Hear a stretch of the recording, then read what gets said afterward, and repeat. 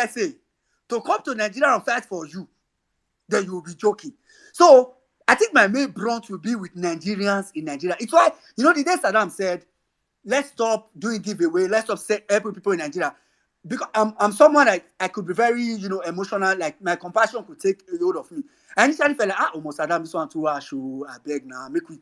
But I thought about it again, I was like, yes, I think some of us in Nigeria, we are too comfortable. I know this because I have conversations with some people in Nigeria every now and then. I think some of us in Nigeria, we are too okay. It's why I've told people that if the judiciary does the wrong thing, I cannot even bet that Nigerians were right, but it's left to you. We can live on Inshallah vibes for as long as we want. And say, oh, maybe we'll return back. So if, for example, the judiciary does the wrong thing and you in Nigeria does not do anything, please, pardon me. If you see me in next year, July, I'm tweeting about Big Brother. Because me too, I will return back to my Inshallah vibes. So not alone I go to enjoy. Make all of us just day. You go there Nigeria, they suffer. Me, I go see them wherever I dey. Any I fit tell people where I go help for Nigeria, I go help. But the brunt is really with you in Nigeria. So, like I was saying, I'm not surprised. Why? You are dealing with a drug lord. You are dealing with a party that has employed terrorism all the way. What are you expecting? I don't understand. Did we ever think that Tinubu is going to sit down and allow the justices just give judgment? If you ever thought that has to be naive. As in, it's something I expected. I've told people, in fact, there's a thought I had lost in my mind, and I also shared, with a couple of people back end. And probably I said, if it was left to me, I would prefer the justices collect the money. Whatever they gave them, they should have just collected it. Because I knew it was going to happen. So, to you, justice, I put it to you that Nigeria is going to change one way or another. I tweeted this yesterday. The truth is, after the Presidential Election Petition Tribunal, Nigeria is going to change one way or another. I really wish, the way the Bible said, I wish that you prosper and be in good health. So I wish that you are the judiciary, any judicial officer, and I'm not only limiting it now. If you notice my tweet, when I want to tag, any tweet I make, if you go to my TL, I always tag the appeal court. I don't care if they read it, if they look at their handle or not. In fact, at some point, I thought they would have blocked me right now because I always tag the appeal court, tag the Supreme Court, tag the NJC, their handles on Twitter. At least that's the one I can do now. I cannot go, if you in, I don't understand, that's the one I can do. Then I will tag the Nigerian Bar Association. Because I want to use it to rob all of them. To know that Nigeria will change. See, I can put it to you that if Nigerians bear Bola Ahmed Tinubu for 4 years, then Nigeria is not going to change in our generation, not the next generation, not the generation after. That's just it. So, one thing I know is that one way or the other, if court does not remove Tinubu, one way or the other, Tinubu will not be president for 4 years. I know it. Because one way or the other, if Nigerians don't do it, the military will do it. I can put it to you that if the judicial, if me on my Twitter, I will dedicate it to calling out military because I saw some Gabonese did it. They did it, and in less than 2 days, the military took over. And nobody to come and preach any message of you the younger generation. You don't understand what the military used to do. I put it to you that it is a lie. Let me experience it by myself. I will 1 million times deal with a military that will torment and be a dictator than deal with APC. 1 million times. 1 million times and over. If you like, come and say, obedient people are calling, you can't gaslight me. See, all those way they talk, they reach me 1 million times and over. I will prefer a military leadership than an APC leadership. 1 million times and over. So, if Nigerians don't wake up, say for example, the judiciary does the wrong thing, Nigerians don't wake up, we will be calling on the military to take. And openly with full chest. With full chest. It's not a this thing. We will call it with full chest. It's not, nobody will hide it. Call it whatever you want to call it.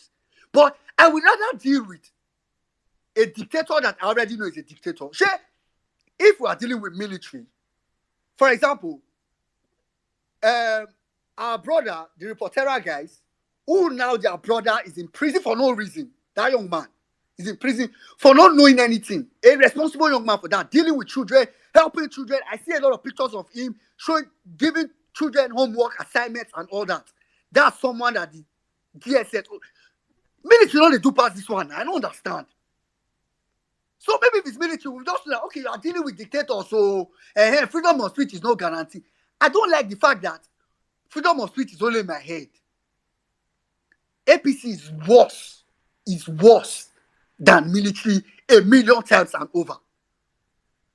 So, judiciary, the only thing I will just tell you is that I'll be shocked if you say you did not expect this. I'll be shocked if you say you did not expect this. It will just be that, I don't know, but I want to have a feeling you expect it. Maybe you just didn't think it was going to be this bad. But now that you are here, you have a choice. Like, I mean, the choice is really yours. You can choose to deal with Nigerians, about 200 million people, or choose to deal with, let's say, just Tinubu, or let's even assume the whole political class is with Tinubu. And I did a calculation some days back. You know, David Jude said that, oh, the whole of these people that are ruining Nigeria are up to 1,000. And I gave that calculation and I said, you know, if you do the calculation, they're about 500 plus and minus. And some people said, oh, add the local government chairman, add the this and that. And I did another calculation. I said, okay, let's add all the political class in Nigeria. You know, I'm a numbers guy, right? Let's add all the political class in Nigeria. President, 36 governors, ministers, 45 ministers, right? You will tell me if I miss anyone. Local government chairman, 774. Councillors in Nigeria, every local government has maximum of 20 wards, right? Maximum. So not all have 20 wards. But let me assume all the local government in Nigeria has 20 wards. So 20 wards times 774 local government, right? 109 senators, 360 House of Reps.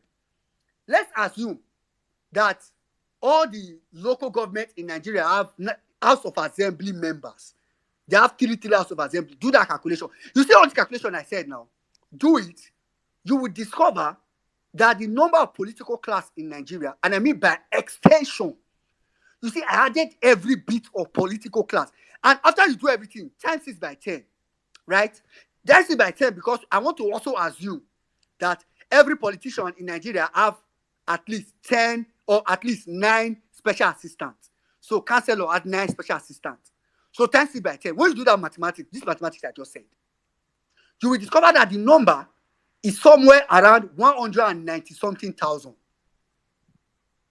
It's somewhere around 190 something thousand. And if you see how extensive I did it, you know that it's not more than. So the entire political class in Nigeria, that's people that are political class by extension, that's both ministers and their senior and their special advisors, both councillors and every entire political class in Nigeria are not up to 200,000.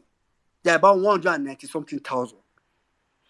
It's why when people say the political class is not up to 1% of Nigeria, I tell you, that's an overestimation. 190 something thousand. Saddam said what? Go on. Yeah. 190 something thousand of 200 million is 0.00095%.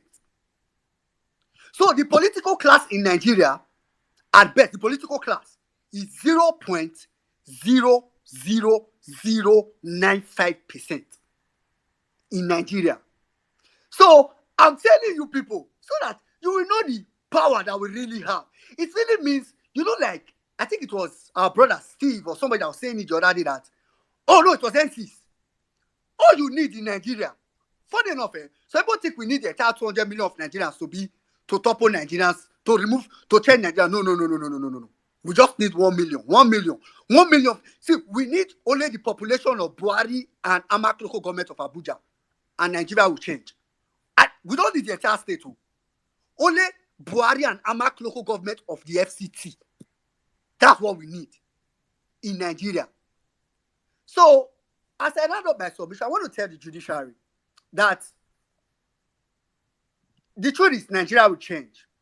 But my biggest fear for you guys is that if you give the wrong judgment, when that change will start, do you know if the army were to take over Nigeria, I don't think Buhari would, what they call him, Tinubu, the male brother Tinubu, not sister Tinubu, now brother Tinubu, will be, I don't think he will be in arm's way as much as the justices.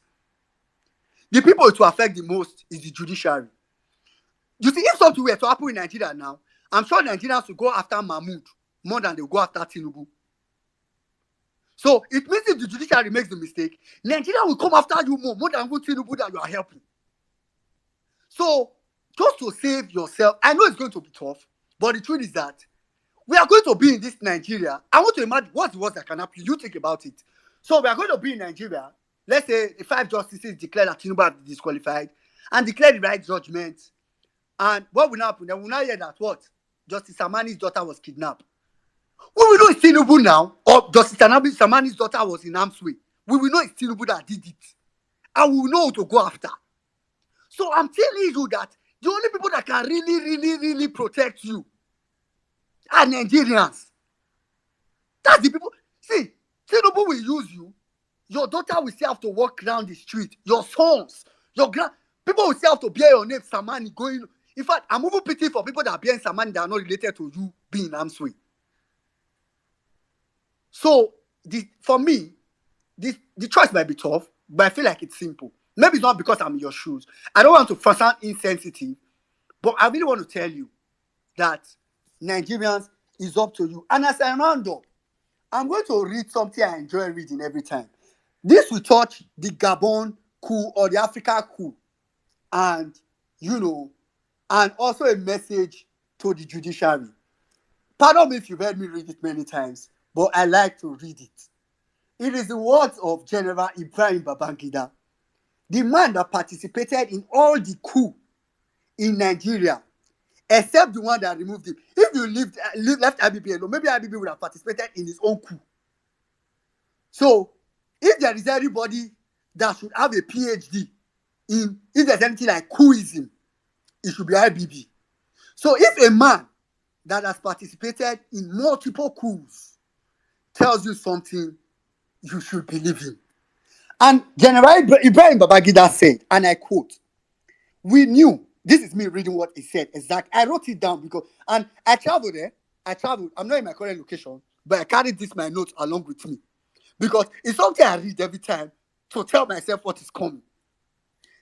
I quote, "We knew in 1982, no, 83, exactly I said it, when you had an election and Shagari was voted in his second term as a democratically elected president.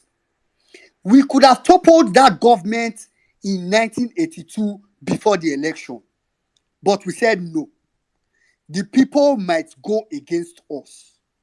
We knew damn well that they are not, or they were not going to conduct that election credibly and fairly.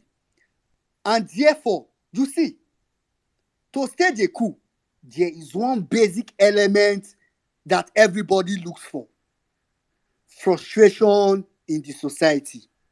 So in 1983, when he was voted, everybody was not happy. It was rigged. It was this. It was that. And the frustration built up. We find coup easier when there is frustration in the society. End of quote. We find coup easier when there is frustration in the society. In 1983, when he was voted in, everybody was not happy. It was rigged. It was this. It was that. And the frustration built up. Everything I just said now is happening in 2023. The election was rigged.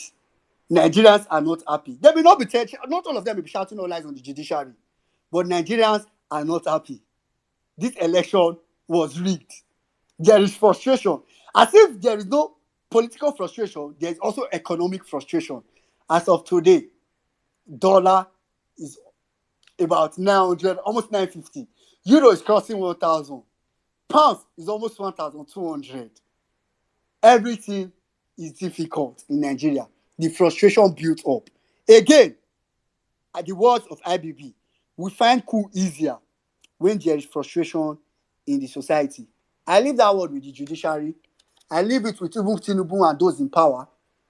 It's up to you guys. One way or the other, Nigeria will change. One way or the other. For the judiciary, I really, really hope that it is your way. You have an opportunity to make it your way because your way is probably the last peaceful way. After that, every other way, I cannot guarantee. But one thing is certain, Nigeria will change. One way or another. I hear the mic, Saddam. Thank you very much, my brother. Thank you very much. Thank you. I think Nigeria will change one way or the other. But I think let me just add up. Let me just add up to your submission here. Just some little nuggets. And one thing that I really want Nigerians to do is start learning how to take responsibilities. You see, and that is our greatest. That is our great for me. It is our greatest problem. We know how to.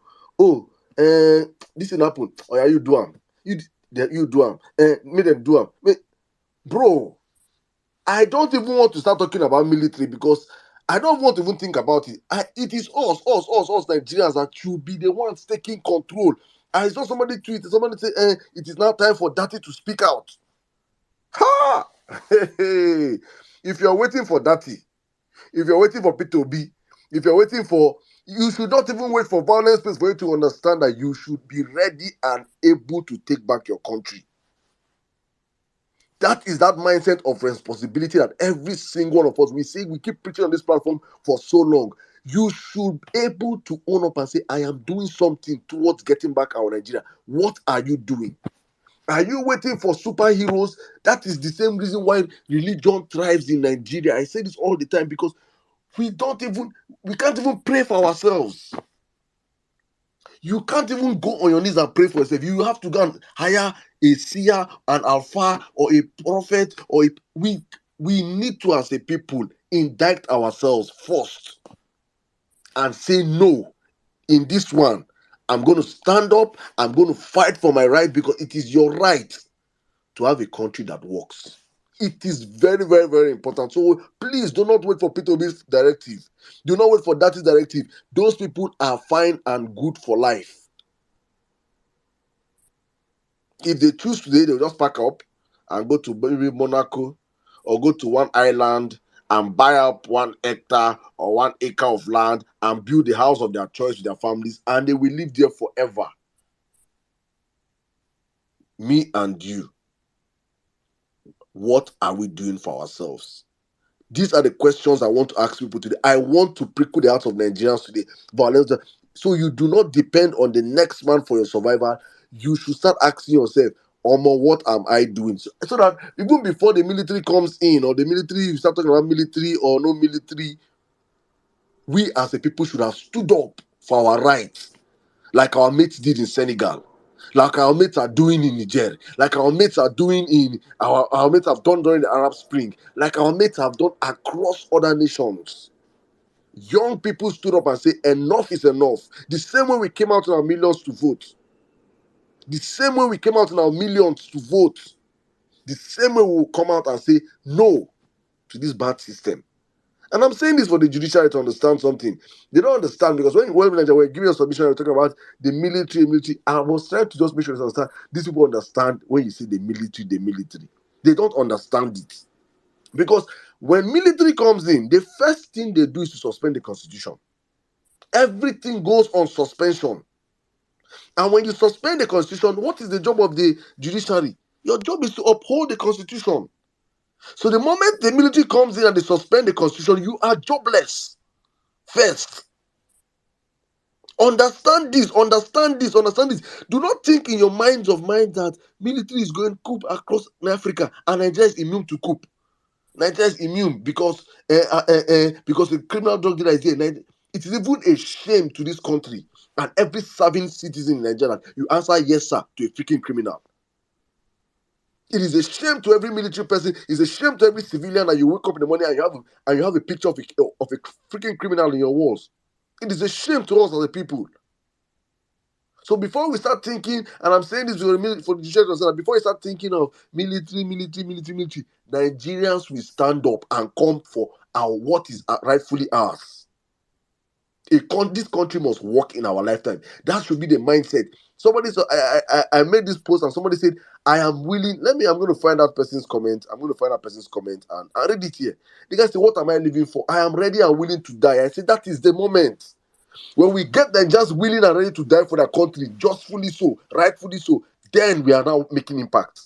Then we can say, okay, yes, we are ready. We are ready to take back this country. When these people understand that we are willing and ready to die for this country to work in our lifetime, then we start understanding where we're going to. Because if we just keep doing, I am telling you, say goodbye to your democracy, because if you think you're going to ever have a free and fair elections under Bola Ahmed Tinubu,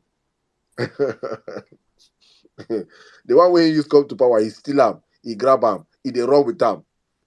Then you think in 2027 he will stop sniffing cocaine and now say, "Oh, Mahmudu, let us give them free and fair election." You think in your rightful thinking as a Nigerian, you really think kiss that nation goodbye. It is the death of that. It is the death of democracy in that country. Just take that to the bank. It is now or never.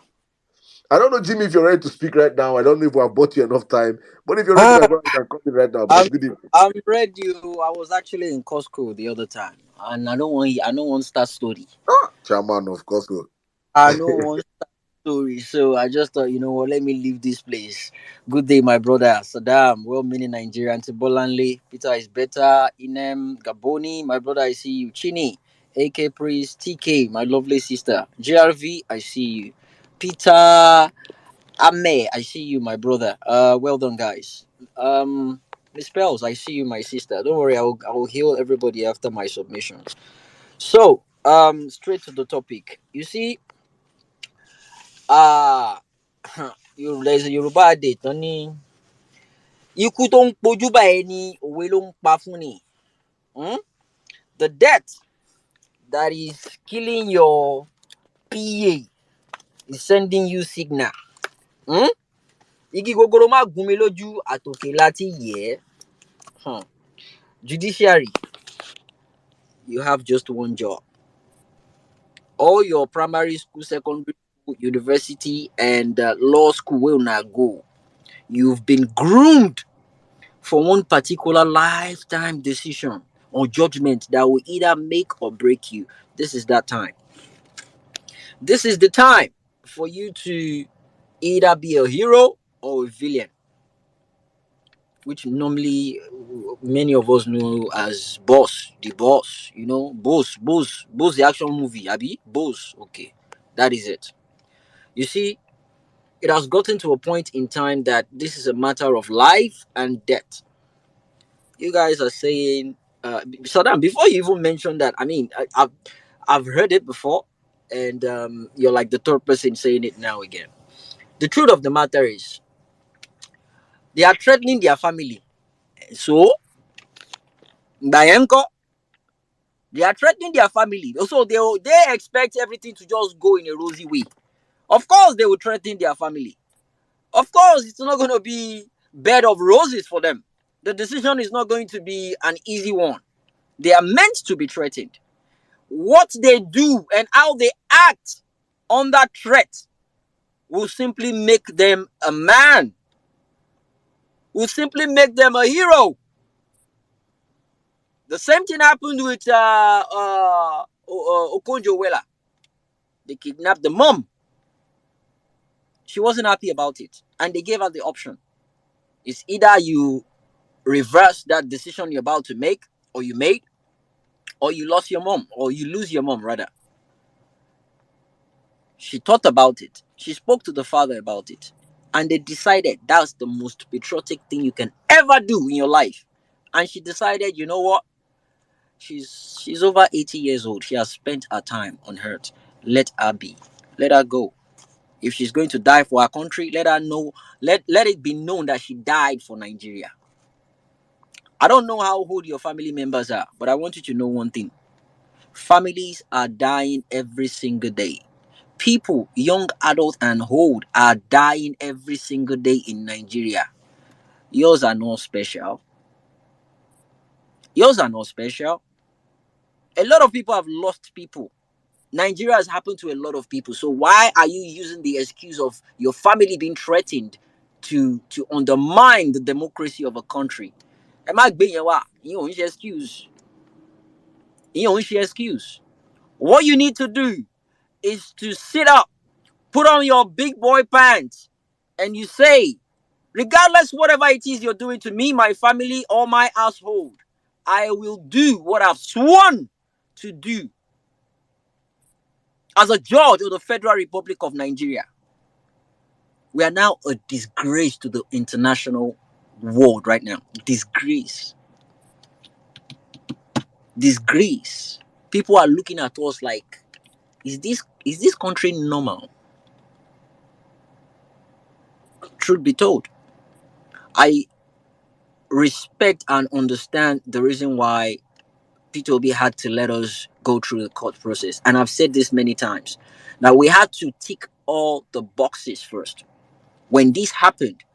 Because at a point in time, what will eventually happen, right, will be a matter of international affair. And at that point in time, whoever is listening to that news, whoever is involved, or whoever gets to know what is going on in Nigeria, they will start asking questions. What happened? Election rigging. Okay, did they go to court? Yes, they did go to court. And what was the outcome? They still got rigged out of the court. Then it's justified.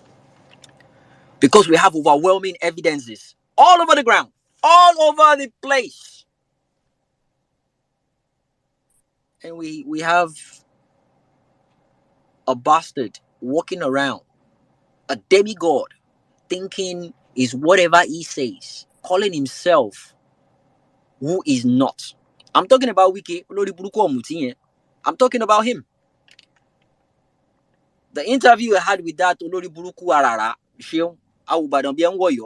that idiot, that two-faced bastard, tó ṣẹ̀kẹ́ tún kú bí igbá àtìkè, tó ń wò bí fùkú dìdìrìn. That man is an idiot. Ẹ wá pàtẹ ẹ ń ṣe interview pẹ̀lú ẹnu ọ́fíìsì, that one too dey talk. He doesn't want to talk about social media. Wọ́n mọ̀ pé ìkọjá yìí ni. When it comes to social media, the obedient are dominant of that area. But for you to be granting an interview, to be assuring someone that, your God will not fail you. Your God. Your God. What are you referring to your God? Money. Abi? Ó ti sure fún pé ó ti settle àwọn judges. He's so confident he could say it. He said before it was 2, he said 2/3 or 3/2. But now his confidence is 5/5. Look, I don't care how much you've given them. I don't care how much you've induced, how many buildings you've built for them. You see these fights? Okoja Wike. It is not about Wike. It is not about all the 5 judges. No. This is a fight for the soul of that country, the Federal Republic of Nigeria. It is a fight for our future, for our generation. They've bamboozled our parents for a very long time. They've been docile. They've been brainwashed. They've been controlled by mind games all along. But guess what? We broke that jinx. We're beginning to speak up and we're letting them know, you know what? It's not business as usual. Ọpọ́n ti sún báyìí. Ọpọ́n ti sún báyìí. There is a Yoruba song. My grandmother, orin Ondo State, protection. Okay, abo rẹ̀ bò mí o, nílé lóko lọ́nà odò, dàbò rẹ̀ bò mí o, nílé lóko lọ́nà odò, dàbò rẹ̀ bò mí o, baba. The English version is protection. Oh, Father, house farm river, cover me with your protection. You see, house farm river. Judges, let me protection lọ́wọ́ àwọn Nigerians. because they are the only set of people that can protect you in and out, local and international. And what only protect you nìyẹn. Ṣé gbọ́ statistics tí well-meaning Nigeria kàtún? Did you listen to what he said? Breaking down the equation level of one Nigerian to the politicians in power right now. Anyway, you guys can't be bothered because in statistics level, you guys cannot be bothered about whatever is going on. You're not worried about the numbers. Obedience. It is up to you all to know what to do when the time gets here. To know the right thing to do. As a matter of fact, you see, this movement is so diverse and it's expanding day by day. But I'm going to say this loud and clear. We have over 1,300 people here. When they make that decision, when they make that judgment, and it doesn't favor the Nigerian people based on the constitution, not based on the fact that maybe someone won the election, based on the facts and figures and comparing it to what the constitution of Nigeria says. If that judgment does not favor Nigerians, if it doesn't favor the constitution of Nigeria, my people, there is no point going to Supreme Court. Me, personally, that is where I draw the line. The action from Nigerians. Tó bá wù yín, ẹ hit the street. Tó bá wù yín, ẹ má hit the street. La la la la la. But that will be where the reaction will be where I draw the line. Because I can't put my life on the line. I can't risk my life and end up realizing that the people we are meant to be fighting together for a better country, they're not even bothered. You see people posting about upcoming movies, posting about upcoming championship, posting about Big Brothers. I cannot be bothered. Me ò lè para mi. And this always Adam they talk say them Dati and P2B they will go and build one place and just stay and enjoy the rest of their life. That we will be the one to you and who be we. Hey, Saddam say we. You and who be we. A lot of people are not going back to that country. I have drawn that line. I have drawn that line. The only thing I want to go back to do is invest in my country. Invest in my country. Oko delay here straight. There is no point going back. There is no point. Because the moment you allow this drug dealer take over, there is nothing sane in that country anymore. There is nothing legal in that country anymore. There is nothing good that will come out of that country. Nothing. Absolutely none. Go and write it down. That man has so much dirt on him. It's incredible. The same person that studied business admin for one year, 10 months. He graduated in 1979. Wow, they refer to it. None of his pictures are there. None. None. Baggages all over the place. Secondary school, nobody, no classmates. Primary school, no classmates. College, no classmates. University, no classmates. This same person.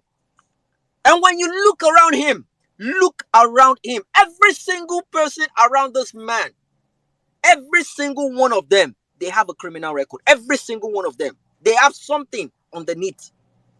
Every one of them. And you think you will have a better Nigeria under those people? You think you have a perfect ruling country under those people? Emurasi. The coup in Gabon. I have my reservations. There's a lot of stories going on about the guy that took over. He's into the corruption to himself. And he has a lot of houses. He bought millions of dollars, in America and all over the place. But that is not my point. My point is when they made their statement and they gave the reasons why they took over.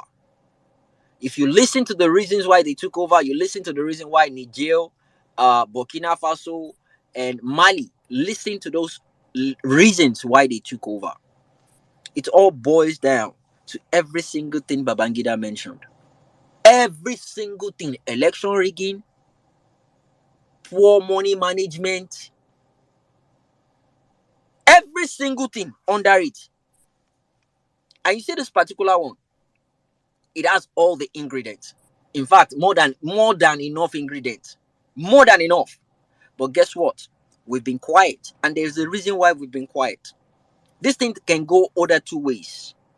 Two ways to it. The number one way is for us to have a very peaceful and sane judgment whereby the whole country will blow up in joy. Everybody will be celebrating. Tom, Dick, and Harry. The whole nation, the whole world will know something is going on somewhere. Or the whole country is going to go down in flame. And you know why? Simply because people are ready to defend the constitution of that country. They are ready to die for the constitution. All these people will won't commit suicide, sending me DMs. They are tired of life. Look, if you commit suicide, you probably do it in your house. It will take time for people to see you. It's not worth it. If you know you're tired of this life and you want to end it, do it in a patriotic way. You might end up not even dying. Do it where people will know this man fell. He's a hero. He fell for his country. Then go record your name. Then go write your name down. Let your children know you fought for your country. The cause of your death was because of your country. And at this point in time, I'm beginning to even doubt there's going to be any shooting, because trust me, I know all these people, they are hanging around, all these security men, they are tired as well. They are absolutely tired. They are just waiting. They are waiting for the court to do the needful. They are tired and they want to see what's going to happen. The decision they make will determine if that country is still going to stand or that country is going to break. We don't want the country to burn down. We don't want that country to, and that's the reason why we went to court. That is the reason why we are in court. But knowing the kind of demons we are dealing with, we want our country back at all costs. If that is what it's going to take, we want our country back, because when you have a drug dealer as a president, that country is a narco state. You have a sick person as your president, that country is sick. Economically, physically, morally, logically, that country is sick. Look at the people taking over power in Africa. They are spending, they are turning it into a family business. They are turning it into a family business. Peter Ame, can you mute your mic, please? There is interference. They'll give it to their kids to take over now. They are passing the power to their kids, to their generation. It's not going to happen anymore. Moving forward. Obedience. I want you to know whatever it is we discuss on spaces, especially Vawulence space. I want you to know people are listening from every part of the world, and they are paying attention. Asoroko, what do they call them? All these state governors and the judges, they are listening. They are paying close attention to every single thing. The program we did last week, Saturday, about religious leader. I know how many DMs I got. People that went to church and the church pastor was saying something in line with what we spoke about. Pastor Suleiman he had a service on Sunday. I got to hear about it. Was it yesterday? I got to hear about it. And the person that actually saw the video, the person just listened to it like the first 5 seconds. And when the person heard obedient, the person just sent it to me that, you could see Baba, yo, obedient. But eventually, when I listened to it, I got to realize what he was trying to say, the message he was trying to pass across. Let's just listen to this for like 2 minutes. Against it. There is a group of people that invaded the internet recently. They call them the obedient. I have my reservation. There are certain dimensions I have in support of you attacking people's candidates. If somebody says I'm voting for this person, that person's right. Don't attack people. But when the people come for your own, bully them. These words cannot stand their type. Those who are uncomfortable with that group are those who are ex-bullies. They saw current bullies bullying former bullies. They could not have sold their candidate without bullying the bully. If you are too gentle, this world is too busy to hear you. Anybody who says, why are you talking like that? Ask them, why did you talk like that? If you do not like a reaction, what's your action? You can't insult me. I respond. You say you thought I'm a Christian. I thought you are a non-believer. If you didn't respect the fact I'm a man of God, I won't respect the fact that you are a child of the devil. He urged his followers to be strong and resilient in the face of online brutality, illustrated by his own experience of social media bullying. The apostle also addressed the notion that Christianity and spirituality are synonymous with stupidity, stating that this is not the case. He emphasized that it is important for Christians to be aware of their surroundings and to discern their actions rather than blindly following. There you go. There you have it. So they listen to us and they know what is going on. But the thing about this video is the fact that he didn't even mention to them, to his congregation, that we called him out. He didn't speak to them about how we called him out there. Moving forward, obedience. I want you to know something. You have come to change the status quo. You are a force to reckon with. I keep saying it. Hold on to that name. You've earned it.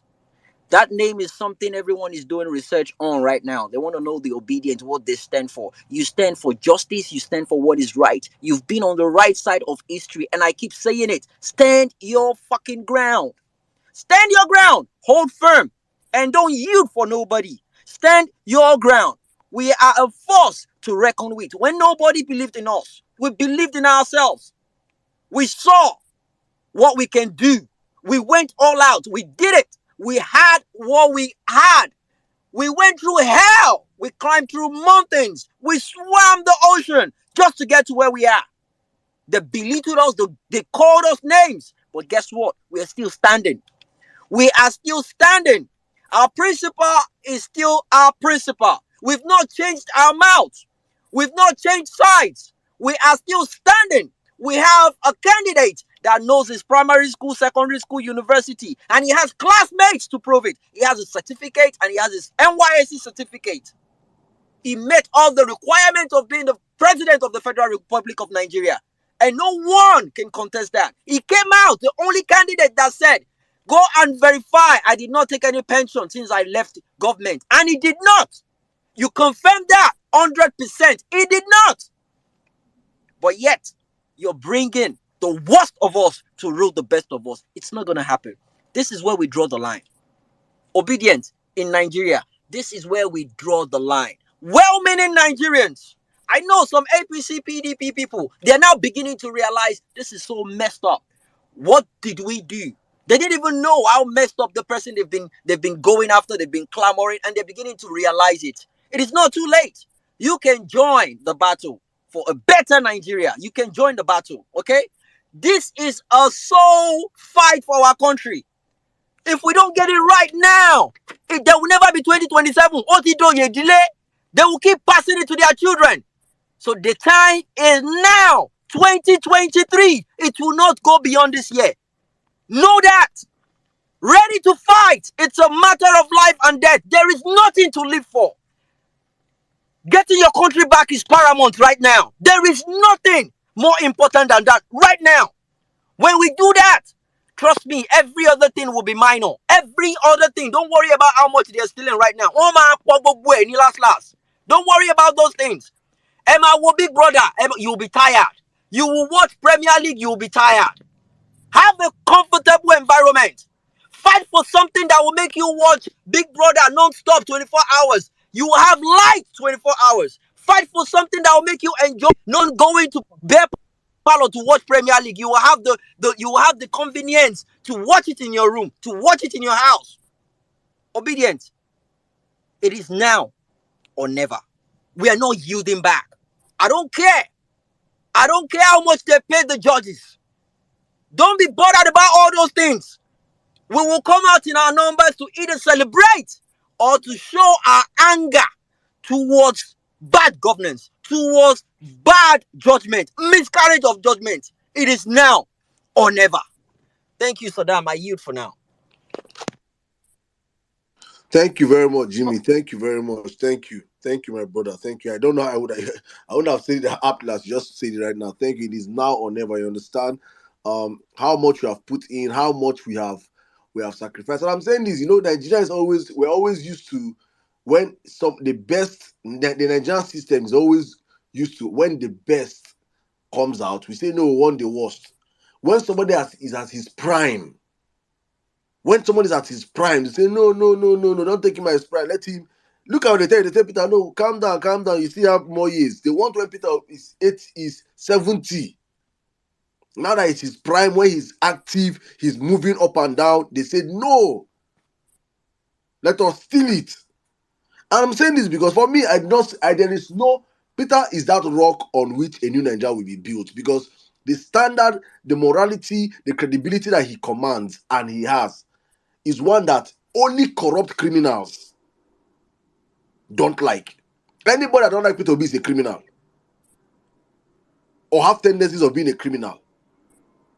So when you build a country on such a person, any person that comes after that guy can only act better, because then we cannot have another Peter Obi. It is only one. We cannot have another one. Now, only one God creates.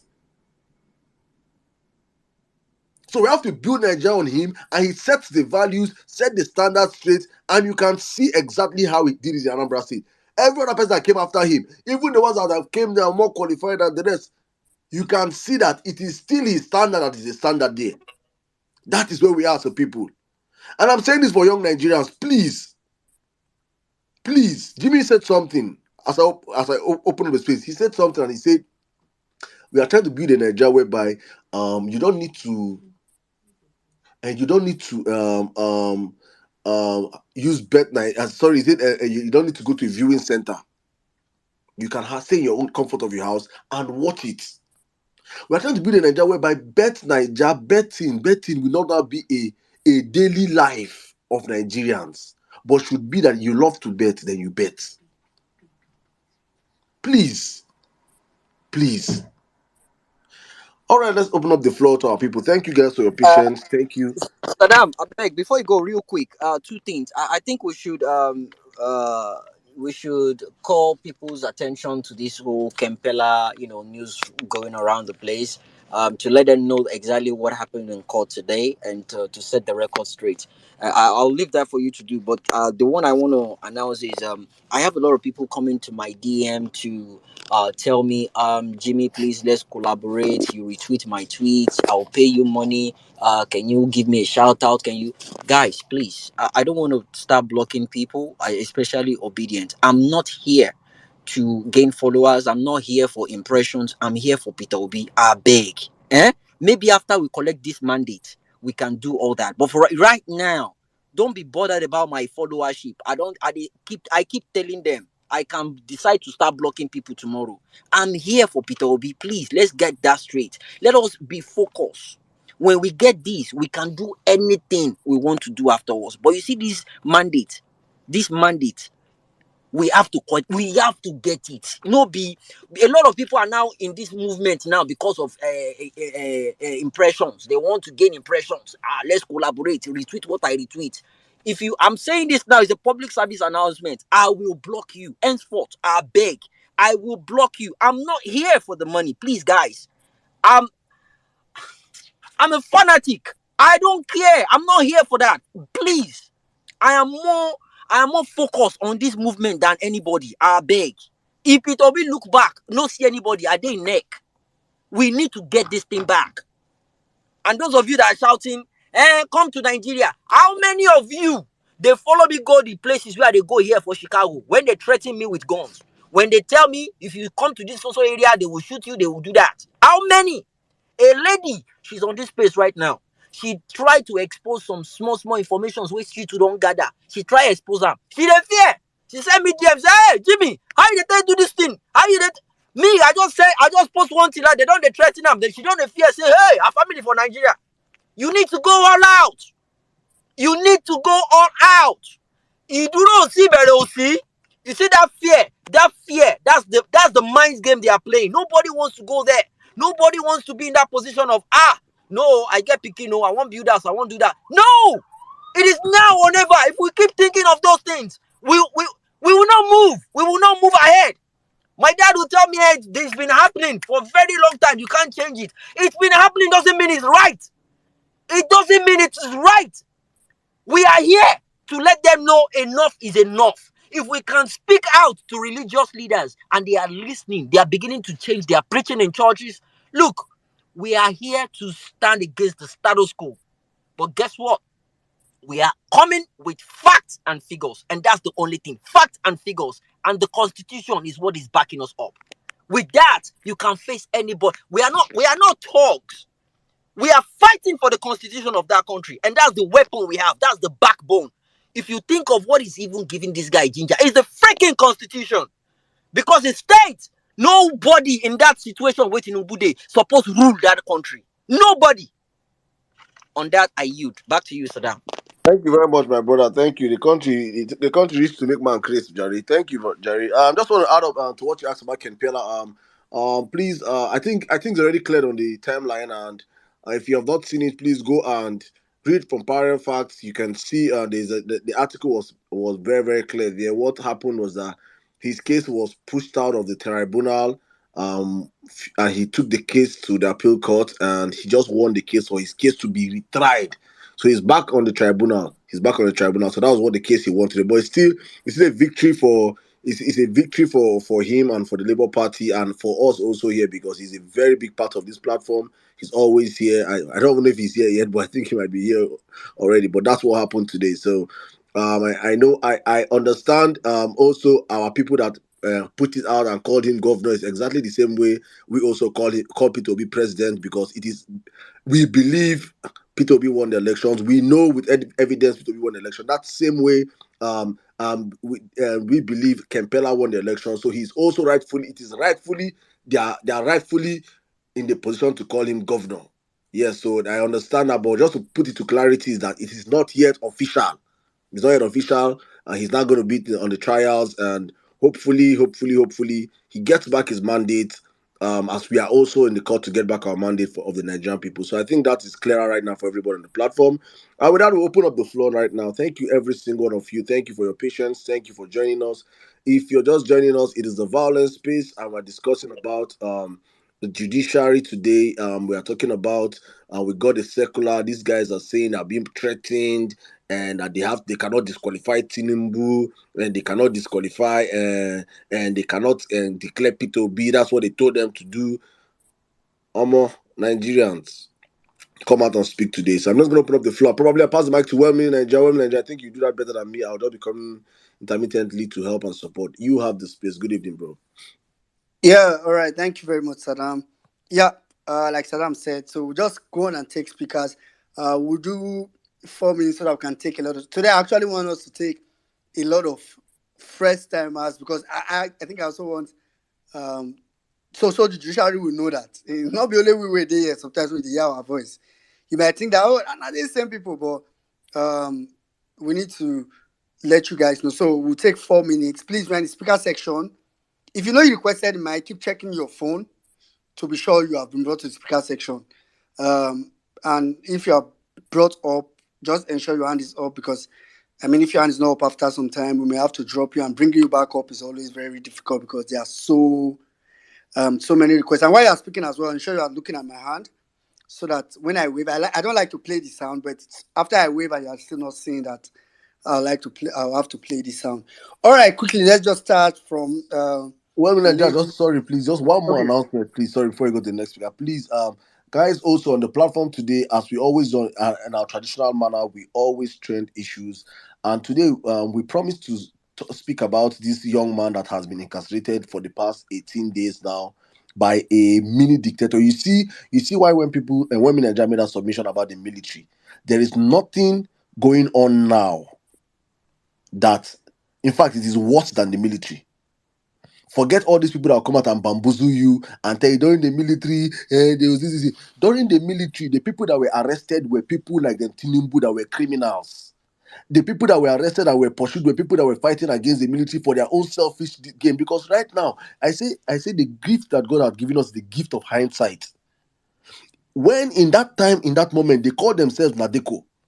But when you go in and start into that Nadeko right now, many of them have turned out to be governors, have turned out to be politicians, have turned out to be, including the same Tinubu, and they're all criminals. So they were fighting for their selfish gain to gain political power, and the military were rightfully against them. You will never hear any story of the military going against common Nigerians, civilians, anywhere. This thing, you will not hear those stories. So you see what is happening right now. You can see a young man that has nothing. He has done nothing wrong. You came to arrest his brother. You did not see his brother. You picked this boy up. And for 18 days, you have kept him in captivity. And you call yourself a lawyer. Fashola is a disgrace to the law, to the law institute. He's a disgrace to the bar. And so please, guys, that's why we're trending today. Fashola free Chike Bezim now. It is important we trend this hashtag with Fashola's name behind it, so he will know that we Nigerians are also coming for him. He is crazy. Thank you. Nigeria, back to you, please. Yeah, thank you very much, Saddam. And please, guys, there are so many pictures of the guy online. If you go to my timeline, I think I just posted some, but if you also go to our brother Iruefi's timeline, he posts. So if you just need a picture to use to trend that, please go ahead. Also, there's an image we are trending along with. Tinubu must be disqualified. You don't tell why I see the hashtag trend. Tinubu must be disqualified and hashtag all eyes on the judiciary. Please, that's the little we can do from this point, at least at this particular time, in this particular space. Outside here, a lot of us do every other thing, but let's do that. All right, let's start with Mommy Bolanle. Please, my speaker section, ensure your hand is up. After Mommy Bolanle, we'll come to Call Me Lexi. Good evening from my side. Evening, MS Saddam, Mini Nigerian Jimmy, and everyone else on the speaker section, and everyone in the space. First, let me be grumpy. I just checked. Right, there's almost 1,400 of us here on this space, and there's only 262 reposts, which means a whole lot of you have not paid your tithes. You have not retweeted the space. Please retweet the space. Let's get more people in to join us in this conversation, please. Okay, right. African coup reasons. The reasons are clear. When people continuously try and choose their leaders, and the incumbent in power, makes this big show of being democratic by conducting elections, which obviously, even before you cast your vote, it has already been rigged in the favor of the incumbent. Right? When you do it again and again, it gets to a point, most especially when you're there, you're not doing anything to lift your people out of poverty. You're not doing anything to progress the country. It gets to a point where people will be like, what is this? They will just, and it gets to a point where people get fed up, which is what we're seeing happen across Africa. Because if you think about it, right, for some reason, the West are happy, right, with these people who have been in positions of powers for decades and decades and decades. They're happy. Why? Because these people do their bidding, right? And while their people suffer, right? So they are okay. They're making money. They're enjoying themselves. But everybody else, nothing to show from it. I mean, it's like, I am waiting. It is getting ripe. We're at that point where the young people in Africa are beginning to say, hold up, we want to take our destiny into our own hands. Otherwise, explain to me why Uganda, 37 years in power, Museveni,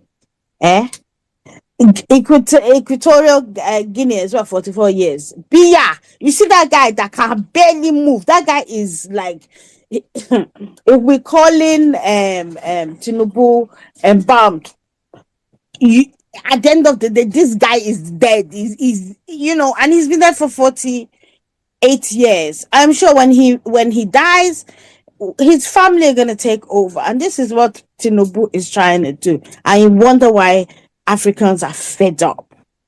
Africans are truly fed up, and that's why the coups will continue to happen when resources that should pull their that should is enough to pull people out of poverty is going into the pockets of the ruling class, and they're doing whatever the bidding of the West, and it will continue. As for when I saw the message about the judiciary, I was like, we have reached we have reached somewhere. Before the space, just before while Saddam was still playing music, Kayla came in and she said to me, "Mom, are you people still talking about Peter Obi? Why isn't he president yet? I remember when you were asking people to get their PVC, you guys did a whole lot of work and you guys said he won. So what's going on?" In her mind, she thinks it's like her in the UK where whoever's won, they'll count the votes. If whoever's won has won. I have never heard of a case going to court because there were irregularities. The one since I've been in the UK, I've only heard of one case where a man was trying, while people were lining up to vote, he was trying to sway their vote to a particular party or candidate. Right, that was, and they found him guilty. So I was trying to explain to her, and in explaining to her, I felt kind of one type of way. I kind of felt shame because in my mind, I'm like, what the heck? Why the heck at this point in our history do we have to go through this level of crap just to put somebody who is the best for the country into Aso Rock? And then when I then saw this thing about, oh my God, I was like, hey, Justice Salami, Abi Tsunami, Abi, whatever your name is, and the rest of you guys. Here's the thing. I hear you. Whether they have bribed you or they are threatening you, you still have a job to do. We don't care. You have a job to do. Innocent Nigerians have been threatened and killed for the last 8 years. I did not see your tears over what was going on in the country. So if you're expecting my tears or me to feel compassion, no. Because had you not opened your shop of corruption, nobody will come in to try and buy from it. You laid your bed, you will lie on it. But just know this, if you fall to the temptation of the easy way out, which you think is the easy way out, which is not to disqualify Tinubu.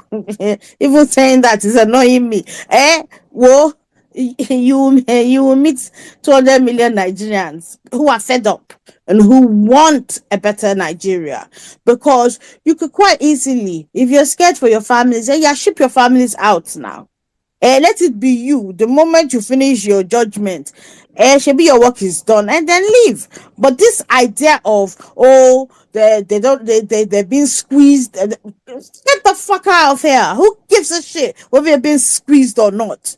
You signed up for this. You could have quite easily, one minute I see you. You could have quite easily have said, you know what, this case, do not put me, don't whoever is that leads the appeal court, you could have said no, let somebody else do it, because you always know, Tsunami, you in particular, that everyone has heard about how linked you and Wike, the rabid dog, is. We've heard that already. So this kind of, we are being pushed, fuck off. You're not being pushed anything. You signed up for a job.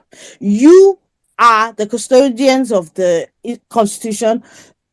Do your job and uphold the Constitution. Stop messing around and sending out messages to try and garner sympathy. And we should, there's no empathy here. At the end of the day, the only decision that is acceptable to the Nigerian people, based on the evidence given, is for you to disqualify Tinubu. If you cannot do that, do not come to us looking for sympathy. We would respond accordingly. Thank you. I yield the mic. All right. Thank you very much, Mobibolanle. All right, Salam, look out for NCs. I think it was I saw him around just now. Uh, all right, quickly, let's go straight to Call Me Lexi. Then after which we'll come to Chini. Call Me Lex, go ahead. Yeah, good evening, everybody. Good evening, my fellow Valencia. Good evening, Saddam. Well, mini Uncle Jimmy. Sisu, where you dey? We don't miss you for a year. I beg, join us. We won't feel you again. Yeah, to the topic. Where will I start? What mini Nigeria said something that it won't be surprised if Nigeria did not stand up after the judgment by the judiciary. Do you know something came to my mind earlier today? After what happened in Gabon happened, do you know these people didn't even wait for courts before they took up what they want, before they made up their mind what they want? And Uncle Jimmy come up and said, thank God we didn't take it up immediately after the election, after the announcement. Peter Obi want to take us through everything so that even when everybody file out with the streets, they will understand that we have exhausted all options.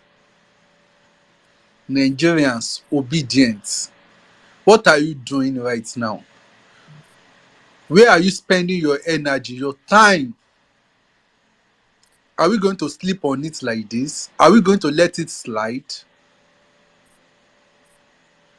With common sense, Tinubu should not even dare to run to run for anything in this country. And if you forget, let me remind you, one of his ministers, I will remind you, this useless man, this sandpaper, what is his name? Um, this useless man now, we all know him, Sandalili or what is he? It is on a national Keyamo. TV. Yeah, Keyamo. Kiyamo. It is on a national TV that what is this governor that said that minister under Jonathan that said he stole money. Amechi that he stole money. If they bond Keyamo well, he should come and dare him. It is that one that they put in afflation. Same afflation that one man just took everything away. Everything we worked for. Where is the man today? Now, Keyamo, they will gaslight us. It is better we wake up to our rights and do the fucking right thing. See, me, I'm not even sure that the military will stand up.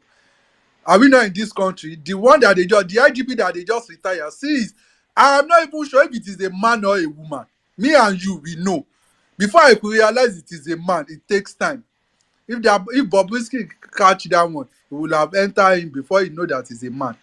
All of them, they have chopped belly food. They don't fucking care. They have been bought. If anything will happen, it is me and you. Let's fight and collect back our country. It is we that we should take the war to their doorstep.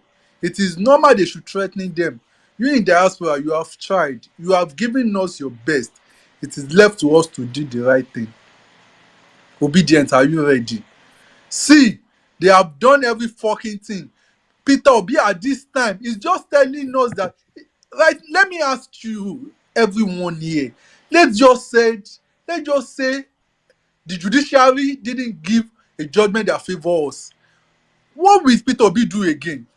It is left to I and you to take over. We want him to come out again. To do what? To say what? Please, obedient, go and get ready. No Nigeria is more than Nigeria than any fucking Nigeria. We own this our country. Let's take it back. And we can do it. We can all collect it back. And I know God is going to give us victory. Before I use the mic, I want throw one jab to my senior colleague, wey level best, my oga no dey here. I want drag Sweet Angel with you. Sweet Angel, I dey greet you. I use the mic. Call me Lexi. This road that you want to start. Anyway, thank you very much. Okay, quickly, let's take Chini, after which we'll take Pastor Jacob. Chini, please go ahead. Good evening, good morning, good afternoon, everyone. In whoever best voice. I hope all of you are doing great. So I'll try and keep my submission as simple as possible. First Sorry, of Tina, all, using your earpiece or something. no. Okay, please speak up, yeah. Okay. I'll start with when we had elections. I know we can remember clearly how most African countries were very eager waiting for the outcome of our election. The whole events that took place after the elections kind of sent some message across Africa. People were talking about it, conferences were held, and there were lots of reference to Nigeria's election and how the responses have been.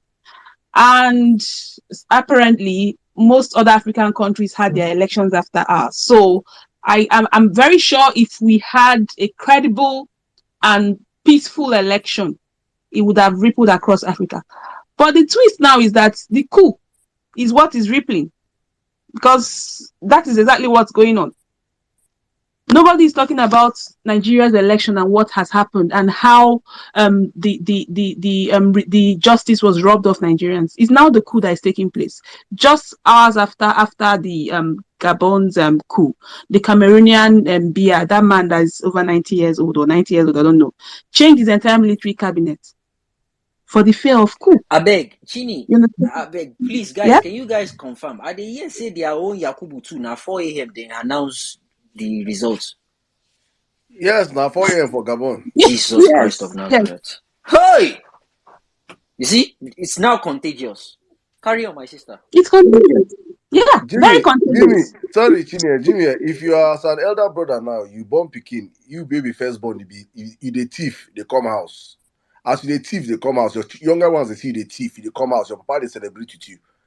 Waiting go make your younger ones feel say stealing, na bad thing. Nigerians, we are the dent of Africa. Very true. We have shown these other nations that to steal and snatch it, grab it, and run with it is possible. So they are doing it and are training us how to do it better. But Chini, continue. Okay, so the other twist about it is now I want to hear what ECOWAS will say with all these Niger, Buhaha, and all of that. Let's now hear why they will not go after Gabon. You get, because it looks like Gabon is not in West Africa. That's why they can't go after him. But go on. Okay, that's great. So the other point I want to make about the judiciary thing is, first of all, we all can remember what Buhari did with the judiciary. What he did with the judiciary, even after he became the president. You get? Okay, let's bring it down to what Tinubu is doing to Emefiele and the EFCC guy. Even after he's illegitimately taking up that seat in the presidency. So judiciary, I want to ask, are people thinking that if you don't disqualify Tinubu, he will not attack you? I'm trying to understand, because this whole conversation, it doesn't make sense to me. There is no way, it is not possible in any way or form that even if judiciary choose to say the wrong thing, Tinubu will still, after making him go through all this stress, like after all these episodes, he will now fold hands and pat you guys on the back and build the people houses and dash people cars and say, well done, bro. It's not possible. So that thing you are afraid of will happen, whether you like it or not. So what I'm trying to say is simple. I can't remember the last time Nigerian judiciary had an independent opinion or independent system. I don't know if anyone can remember. Judiciary, are you afraid of a man that does not even have qualification, up to half qualification you had throughout your lifetime pursuing your career? Someone with a questionable personality will come up and say something and you guys are shaking. What are you afraid of? Even if you don't do it now, tomorrow he will still come after your life. Nigerians are already having hell on earth. If people are not having hell on earth, I don't know if people are still enjoying life as it is now. Then there's something wrong. Go. Maybe they don't collect money they chop and now afraid not to clean mouth. You get? So if you are running away from obeying him or disobeying him, the peace of mind of the judiciary people is in the hands of well-meaning Nigerians.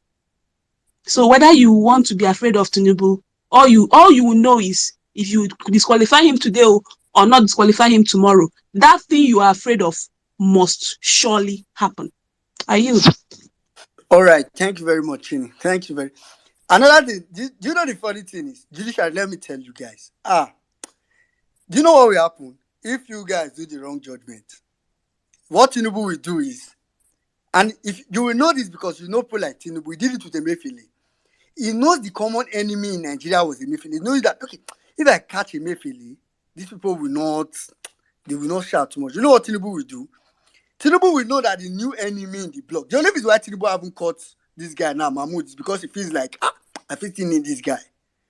By the time he has finished using everybody, in order to please Nigerians, it's you people will be first of all catch. But it's just that the shock for him will be that will not still please Nigerians. But believe me, he will come for you people in his desperate quest to please Nigeria after using you. And that's going to happen if you do the wrong thing. So there's really no security for you anywhere. That's just the fact. Mr. Jacob, please go ahead. After Mr. Jacob, we'll come to Mercy, Revolutionary Youth. Good evening, Obedience. Good evening from Nigeria. Emma Saddam, our church mosque shrine leader. Greetings. Well-meaning Nigerian Oladipo, the engineer. Very soon we will not be depending on top NEPA here. Jimmy, the violent general, and every other person here. I see you, I appreciate you. I just want to give a few comments. And mine is beginning with this statement, very popular, profound statement. Cowards die many times before their death. The valiant never taste death but once. Life is having a sure end. One day we'll leave this earth, but it is always better to leave a legacy behind. Don't die as nobody, die as a hero. We are not going to die. And even if the gun comes, I don't know a Nigerian who is not stealing, or in the political class, they are cabal out from their family. That is not suffering. The bad governance in the past 8 years, and then within these few months, it has been taken to, what do I call it? Hyper level. And so when things are clear and integrity, honesty, have been compromised, have been undermined, contemned, and taken to the barest minimum, or taken to the back. Why would Nigerians, you and I, young and old, why are we going to watch until everything is destroyed? You think if 2023 is gone, then 2027 and it's going to be okay? No. We know there will be elections, but that should be a different kettle of fish. This mandate has to be recovered. We must, those of us in Nigeria, we must come out. Yes, old ones, young ones, we must come out to stand against this wickedness. It is wickedness, it's evil. How can people see, someone having this baggage of flaws, right? Having certificate forgery to CSU. We've all seen now, lately now, Obedience have even cracked the code, their secret code. Even the yearbook has been brought, his picture is not there. And how can we sensible people, these so educated, Nigerians with professors and very excellent in academics and education, how can we be compromising and then agree to somebody who go to university, he entered in August and then came out 1977, whatever, and came out in 79 within one year and 10 months. It's not there. In that yearbook. He did not attend it. The certificates are wrong. They are not there. No secondary school, no primary school, nobody, no classmate. Please, Tinubu has to be disqualified. And when that is not done, and the judges agree to go the wrong way and break the constitution, Nigeria is finished. We don't want Nigeria to finish. That's why we have to stand to defend the constitution. So we are not going to die. But we must come out to do the right thing. And if some will go as a result of fighting for the right thing, it's better. Don't go through the desert. You die there. Like Jimmy said earlier too. You want to commit suicide, go to Aso Rock and to do it. Then your name will be written. You will be known. Pictures will be taken of you and you will not die in vain. So This is my submission. Let us not cow. Let us not bow down. Let us stand up and come out when the judgment is given and is not in line with the Constitution of the Federal Republic of Nigeria. I yield the mic. Thank you very much, Pastor Jacob. Thank you very much. Thank you, Pastor Jacob. Thank you. All right, quickly, let's go to Mercy. After Mercy, we'll come to Oladipo. Hi, good evening, everybody. Good evening, Emir Saddam. Good evening, well-meaning Nigeria. Good evening, Jamie. So, I think this space is actually very therapeutic for me right now. For the better part of the evening, I've been feeling so down, thinking about what transpired during the election. Like, I literally cried. And I even made a tweet before even coming to join this space. I didn't even know something like this was going on this evening. I made a tweet and I said, Yakubu Mahmoud, for making me believe that this election was going to be free and fair, for making me use my little resources to mobilize students to go home and vote, for making Nigerians come from the diaspora to come and vote, believing that this was going to be one true, fair, free and fair election. You will suffer. The sun will set on you. Your clock will go anti-clockwise. When others are moving, like where if one person needs to die in a room of 10,000 people, Yakubu Mahmoud will be the one to die. Amen. He's going to have a hard luck. Amen. It's going to be so difficult that he would actually say this ground should open. Amen. Let me fall in, because he played with us. I have never voted. I have never been interested. Nigerians have never been interested because we feel like, oh, they already choose their leaders. But this guy came, he even had to go as far as going to the Chatham House to tell us how his beavers was going to work, how that. If you should see my confidence on the day of election, I cooked. I carried a cooler of food to the polling unit so that nobody will go home. If you're hungry, you can eat. Nobody will go home. Let's count. And at the end of the day, he committed this grave atrocity, this iniquity against the people of Nigeria. He is going to suffer. Sorry, I'm getting a bit emotional right now, but that's fine. So when I came in and I heard Jimmy speak, I was like, this was actually what I came in at the point Jimmy was speaking, and it's really, really spurred me up. Like, it spurred me up. People are dying every day. People die every day. A doctor recently died in an elevator. People die on the road, stray bullets. People die police brutality. This guy, Irefi's brother, have been in the police cell for no just cause. Kaduna, they keep people regularly there. People on Christmas Day, they kill what people. is there? So that's what I'm saying. So why should I be scared that if I come out they will shoot? Oh yeah, now shoot now. I'm not going to be like the 10,000th person that have died. So it's better that I do it honorably. It's not I don't prefer to die of heartbreak. Oh, one man broke my heart and I pick sniper and drink. No, people are going to spit on my grave.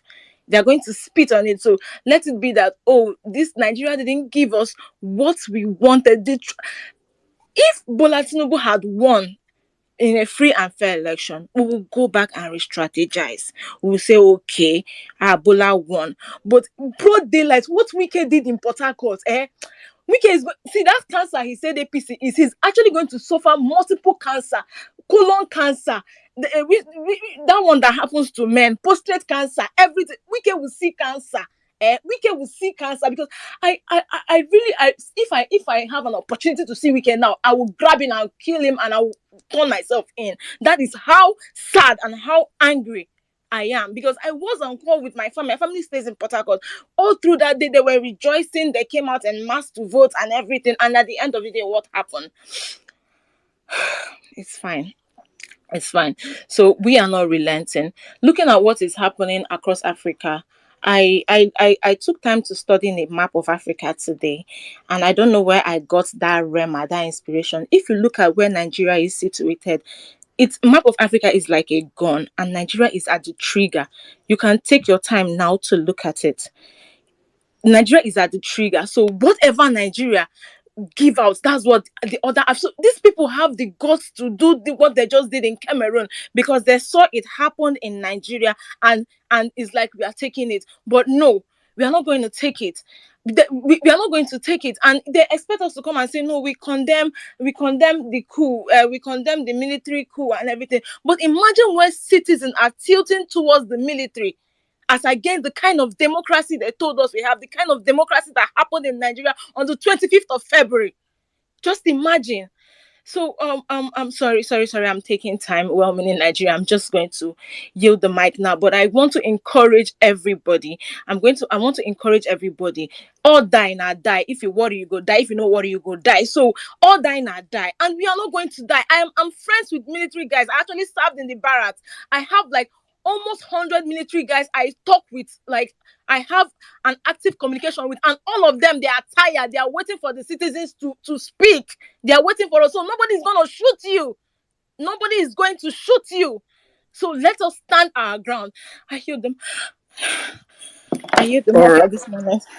Yeah, Messi. Yeah, it's crazy. I mean, that election moment is one moment I try intentionally not to relive in my head, because what Mahmoud Yakub did, what that man did, I think it's something I really want to visit after we are done with this entire process, because I feel like if I actively visit it, it's going to draw me back.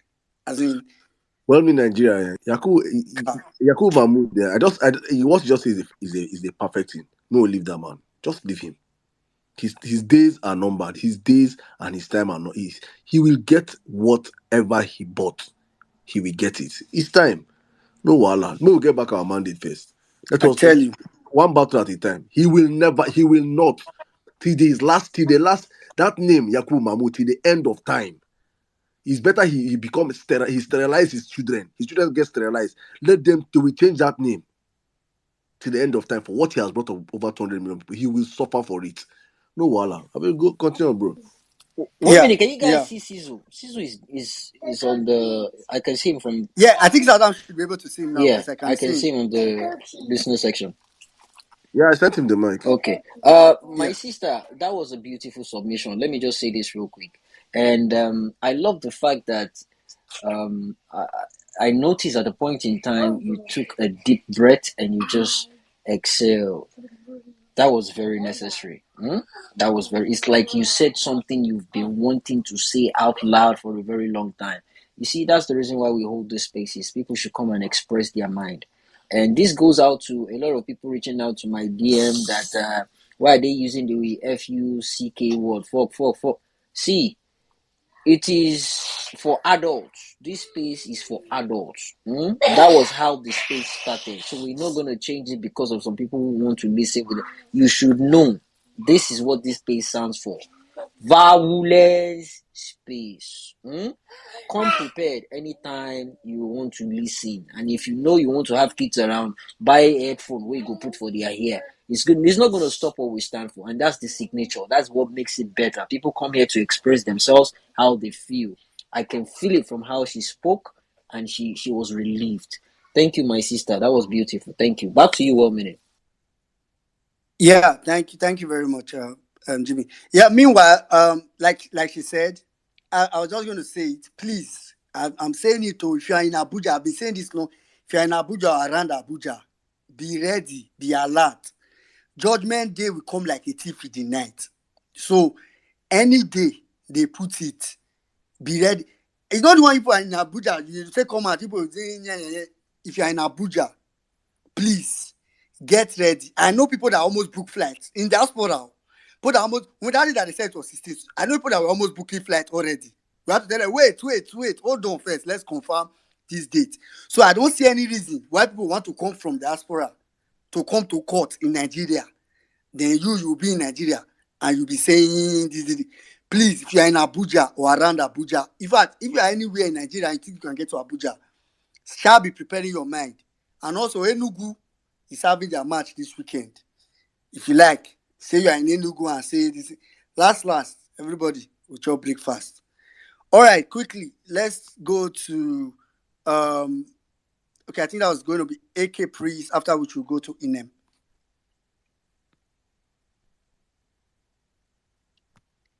AK Priest, are you there?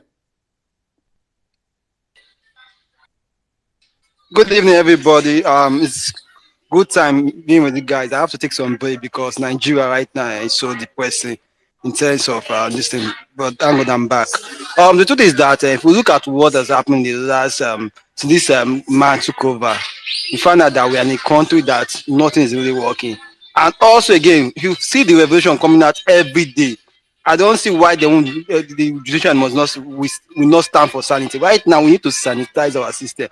And how are we going to sanitize our system? By making this man a scapegoat. Because imagine using we can't even find your primary school certificate, your secondary school certificate, and right now even your the one that they say you have, that you proudly say that you came out with first class with, it's not, it's fake. It's only in this world that Nigeria will accept rubbish. We really accept, and right now the judiciary have to stand and make the right decision, because first of all, it's not supposed to be in the man must be disqualified. He must be disqualified to set criticism, because Nigeria, we've seen rubbish in this country. We've seen rubbish, and these are the same people that will say we are the leaders of tomorrow, and they are the bad example of the nation. They are really the bad example of this nation, because certificate frauding, them, drug baron, them, corruption, them, enriching their family without the masses and giving the masses, them, nepotism, them, tribalism, them, religions, they are them. The truth is that, and they need to correct their mistake, because they've really messed Nigeria up. Those, and funny enough, most of them are those people that even they didn't pay up to their university. It was free. It was free. Even their first job, they gave them car, and they are here messing our own generation up, which is not fair. It's not fair at all. It's so sad. But even right now in Nigeria, everybody wants to whip everybody. Everybody wants to whip everybody because of the way the system is right now. The way the system is right now, the system is so corrupt because we have a bad leadership. And why wouldn't the citizen behave the same way?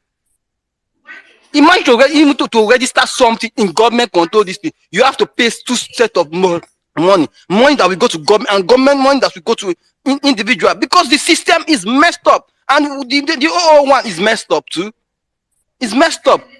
To be sincere, it's frustrating as a Nigerian. It's really frustrating. And also, what is happening in Africa right now is as a result of weak institution. Our institution is so weak. From the judiciary is so weak. Where our civil service is so weak. Even the so-called legislators, they are so weak, and that is the reason why we see a fucking Senate president come be attached to this thing. There's nothing like rule of law in this country, and the truth is that on the judgment must come. If the judgment don't come, they're gonna say Nigeria the hungry, and they're gonna say Nigeria the best, because right now we are in critical time hard to deal with, and they need to do the right thing. If they are here, they should listen to Nigeria, do the right thing, and do the right thing. If they don't do the right thing, it won't be funny. It won't be funny. Thank you. All right, thank you very much, AK Priest. Welcome back. Susan, check your photos. Saddam already sent you the mic. All right, quickly, please, guys, don't forget you are trending the hashtag Fashola Free Chike Ebi. You guys don't know. God. Every time I see that guy's picture, you know, there are some people that you see, you might think, oh, this person is no. The guy that they arrested now is like one responsible. I know you can, but at least just go to Uefi's timeline. One responsible person. That's this useless Fashola of a lawyer. Fashola, a lawyer that does not know that a president cannot have dual citizenship. I don't know what kind of law. Very dirty law. And as in that Fashola went to read. That I now think so he can just be arresting anybody on the road. Imagine you just, please guys, it's free, and I keep saying it's free. Fashola Free Chikebism. The other hashtags are there on the Jumbotron. If you need a picture to attach to it, nobody says you need to write anything. You can even tag Fashola's and you can do anything. Then also we are trending Tinubu must be disqualified. The image, that's the only tweet on the Jumbotron now. So I don't think, if you can't speak, that's the very least you can do. Let them wake up tomorrow and see it. Thank you very much. All right, quickly, let's take Inem, after which we'll come to Wisdom, then Fetch.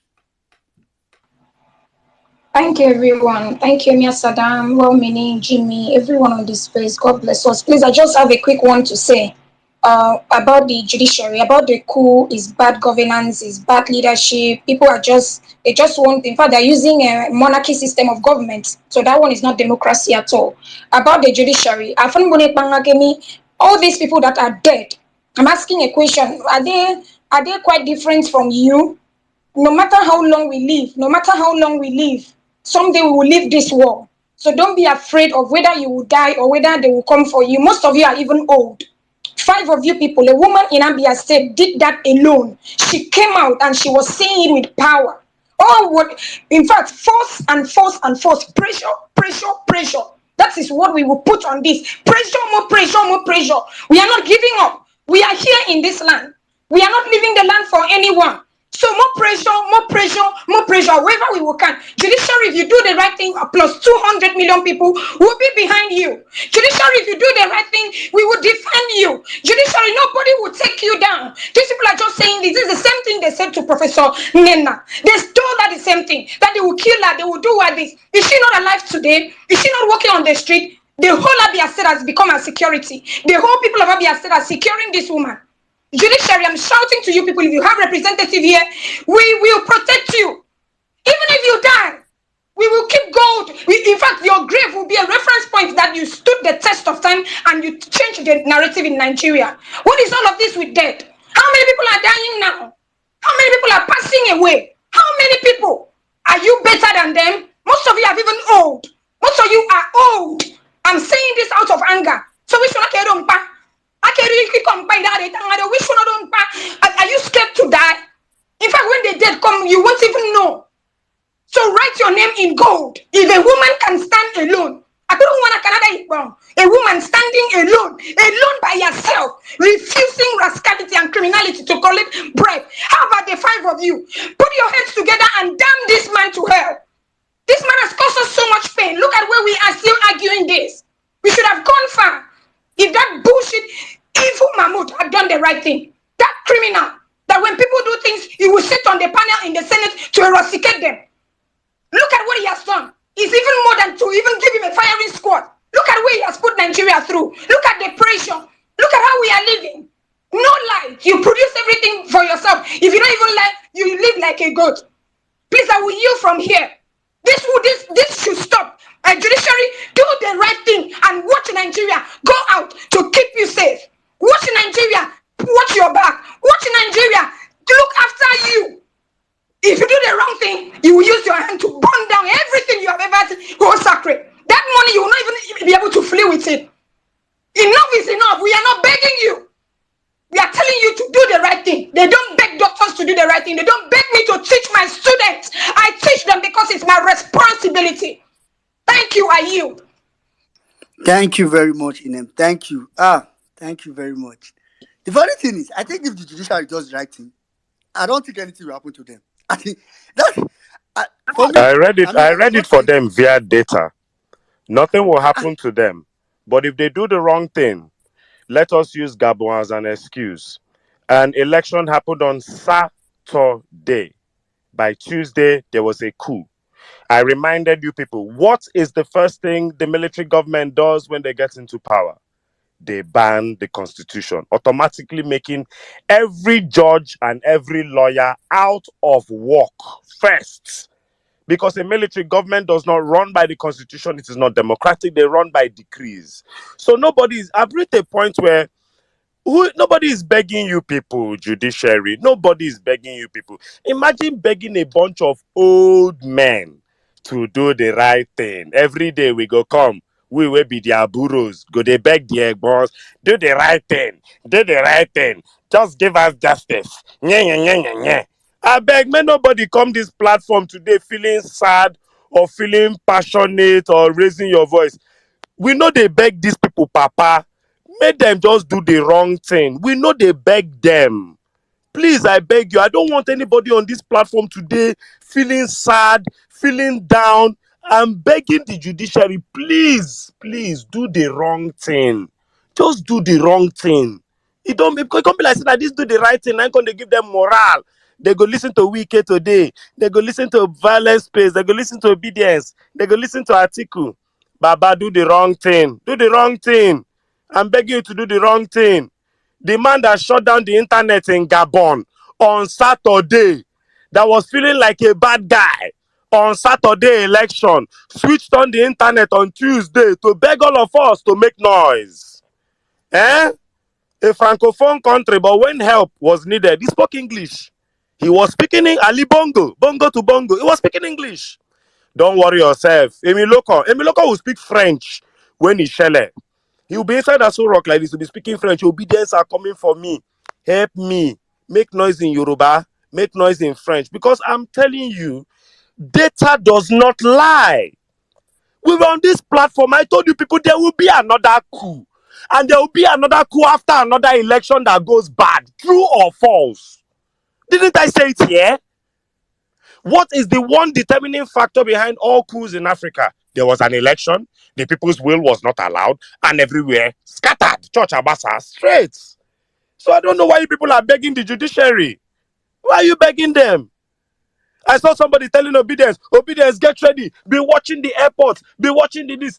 I want to ask you, so the person that caught Justice Arowola, was it you people that caught him?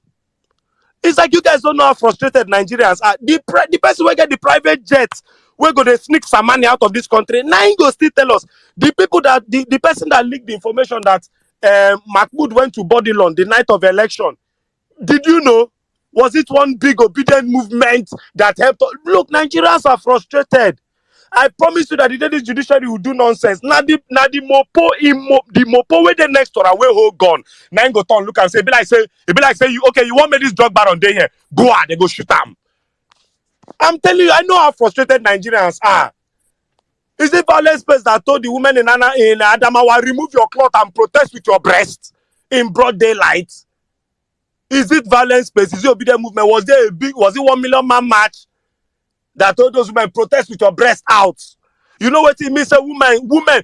Do you understand that the highest thing you can do to a woman is lick her nakedness, lick her naked picture? And small Binanese problem in Adamawa, women remove their clothes, posted on channels television with their bobby showing. Yeah, you think the protests that are happening this thing is, you think it's even from Vawulence Space? You don't know people are frustrated. You are seeing Agbado people insulting Tinubu already. Judiciary, they take God beg you do. Look, go and find Bawa. Go and find Bawa. Go and look for Bawa. Ask Bawa how Bawa feels right now. Do you understand that they don't even bring Bawa's case to court?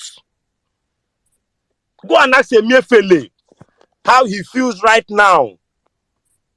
Go and ask Buhari how he feels right now when they were running that sham of an APC primaries. My people, don't bother yourselves. I've not seen where they are begging 70-year-old men to do the right thing. Dear judiciary, now Ogun go kill una papa. Now Ogun go kill una papa. Make una do the wrong thing. Do the wrong thing 5/5, sef. Do the wrong thing 5/5. Now God go punish una papa. Now God go punish una mama. We go scatter this country. You people think you have mind. You people think you have mind. Me as I did like this. Nigeria has not done anything for me in my life. You people think you have mind. Toyota Corolla 2008 model is now 4 million. Una think so na get mind. Petrol jump from 165 to 500 to 700. Una think so una get mind. Una think so na N6 una they do. So the ISWAP and Boko Haram, they fight each other. So they una don't go carry war, go Niger Republic. Una think na me una they do. Na N6 they do. Na N6. Go to Gabon. Go to all the countries that have just had coup. Go and ask them where their Supreme Court judges are. All unemployed. This constitution that we are begging you people to uphold, to follow, to give justice to, God go punish una papa. If una no one follow this una constitution, Ogun go kill una. When military enter, they go burn the constitution. The constitution will be useless to me, N6. It will be useless to you, judiciary. It will be useless to Tinubu. It will be useless to all of us. We are no more begging people. God go punish una papa. Collect Wike's money. voting a drug baron. The world is already insulting Tinubu. I told you people that the international media will not start with Tinubu till after election. Wait till Trump uses Tinubu and you people, Saman, just wait. Just wait till Trump uses Tinubu and Democrats as a punchline to win election. Make una they play. They play. I bet. Let me give you my final calculation on this matter. The day you people give Bola Ahmed Tinubu this thing against the Nigerian constitution, he will jail every single one of you and you will die in prison. Just work with this data. The day you people go against the Nigerian constitution and give Bola Ahmed Tinubu this thing, the same way Buhari entered government 2015, by 2016 January, he was using the and blowing the doors of the hinges. Tinubu will deal with you people. He will deal with all of you. Make your deal with the devil. All of you are cooking in one cult. So you people must support your fellow cult member. I already know what's going on. You people are in one cult and you must support that your cult member. Even if Nigeria will burn for it. No problem. Run them. Then we, the people of Nigeria, will run our own. Now God will punish you, papa. 5 grown men. Every day will be hosting space. Every day will be hosting space. Judiciary must do. God will punish you, papa. If you no want to do the right thing, no do the right thing. God will punish you, papa. Do the wrong thing. Now self, do the wrong thing. Don't disqualify Tinubu. God will punish you people. Then the Nigerian people will do their best. You are crazy bastards. All right. It's like I said, I wish you could rain now. You know, when Judas wanted to betray Jesus, Jesus said, "Kiss me quick." My own Judiciary, if you want to do the wrong thing, don't do it sharp. Quick. No, waste my time. They give me high blood pressure. If you want to do rubbish with your chest. Do rubbish with your chest. Sharp. Then we said we'll do our own with our chest. Very stupid old Nigerian people. I said Nigerian elders. Maybe apart from Madam Bolanle and 1 or 2. I don't trust them as far as I can fling them. Very useless, entitled set of people. Enjoy the country and don't want progress for everybody else. Make them do the wrong thing. Person don't get birth certificates, no get primary school, secondary school, university, nothing. Now you want to go put for president of Nigeria because of all of they want frat. Go punish una papa. Do the wrong thing. I beg you people. You think Nigeria is not ripe for a coup? Go and check Africa's history. Nigeria always had the bloodiest coups. All these coups that we have been recently have been bloodless. Nigeria own. You know, say once we learn something for Nigeria, it's just a coup don't they happen. Watch the Nigerian one. We go do our own coup like say na Yahoo. Everything we do excess. Watch the Nigerian coup. Watch the way the Nigerian own will happen.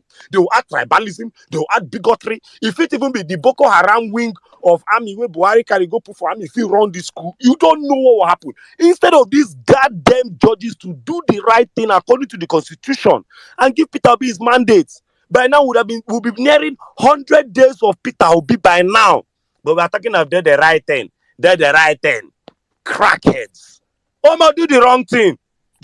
My own is God will punish you people. God will punish you na papa or na mama. Do the wrong thing. Tell Nigerians that a drug baron, heroin trafficker, identity fraud is going to be our president. Do the wrong thing. God will punish you now. You don't know how many Nigerians are willing to lay down their life to scatter this country. Since people want to scatter it for the youth. Do the wrong thing. You will see NSAS 2.0 nationwide. That one, the Nigerian army will drop arms and say, we cannot kill all the residents of this country. You people will vacate Asu Rock. You don't know anything. Shey what happened for Sri Lanka happen. Una go vacate Asu Rock for Nigerians. Una don't know anything. Una don't know jack shit that is coming. Every day just say Samanye. Just say, today they don't send message. Yeah. Is it not your mates that is Justice Azinge that came out and said, people are trying to bribe me? And immediately that case died. When they know say woman will get mind. People are trying to bribe me on this case. And everybody was trying to bribe her fell back. When I go come up, they're threatening us. They're threatening you. Threatening you to do the right thing. Ogun go kill una papa. Do the wrong thing. Do the wrong thing so that data will show you that numbers has no emotions. Do the wrong thing, I beg you. I give 72 hours after that false ruling. You go see where Nigeria go reach. 72 hours. People of God, mark this prediction: 72 hours. If the Nigerian judiciary gives Bola Ahmed Tinubu this victory in court, what will happen to this country in 72 hours? I give Nigeria 3 days. Nigeria will split into at least 6 regions. I give Nigeria 3 days. Nonsense and ingredients. Begging a bunch of goofy old barristers to do the every day. God go punish una papa, collect Wike's money, vote nonsense. Then we, the Nigerian people, will show you that all this one that we've been begging you since, we can motivate Nigerians a different way. God go punish una papa. Do the wrong thing. So every day, they all eyes on the judiciary. I have better things to do with my eyes. God go punish you now. Sorry, Jerry. Be like say, Oh be God, like say, NC tire don't enter Porto today. Because now, now when you don't spend money on top tire, it is there. no. Every day, these Nigerian elders go to piss person off. Every day, Nigerian elders go to piss person.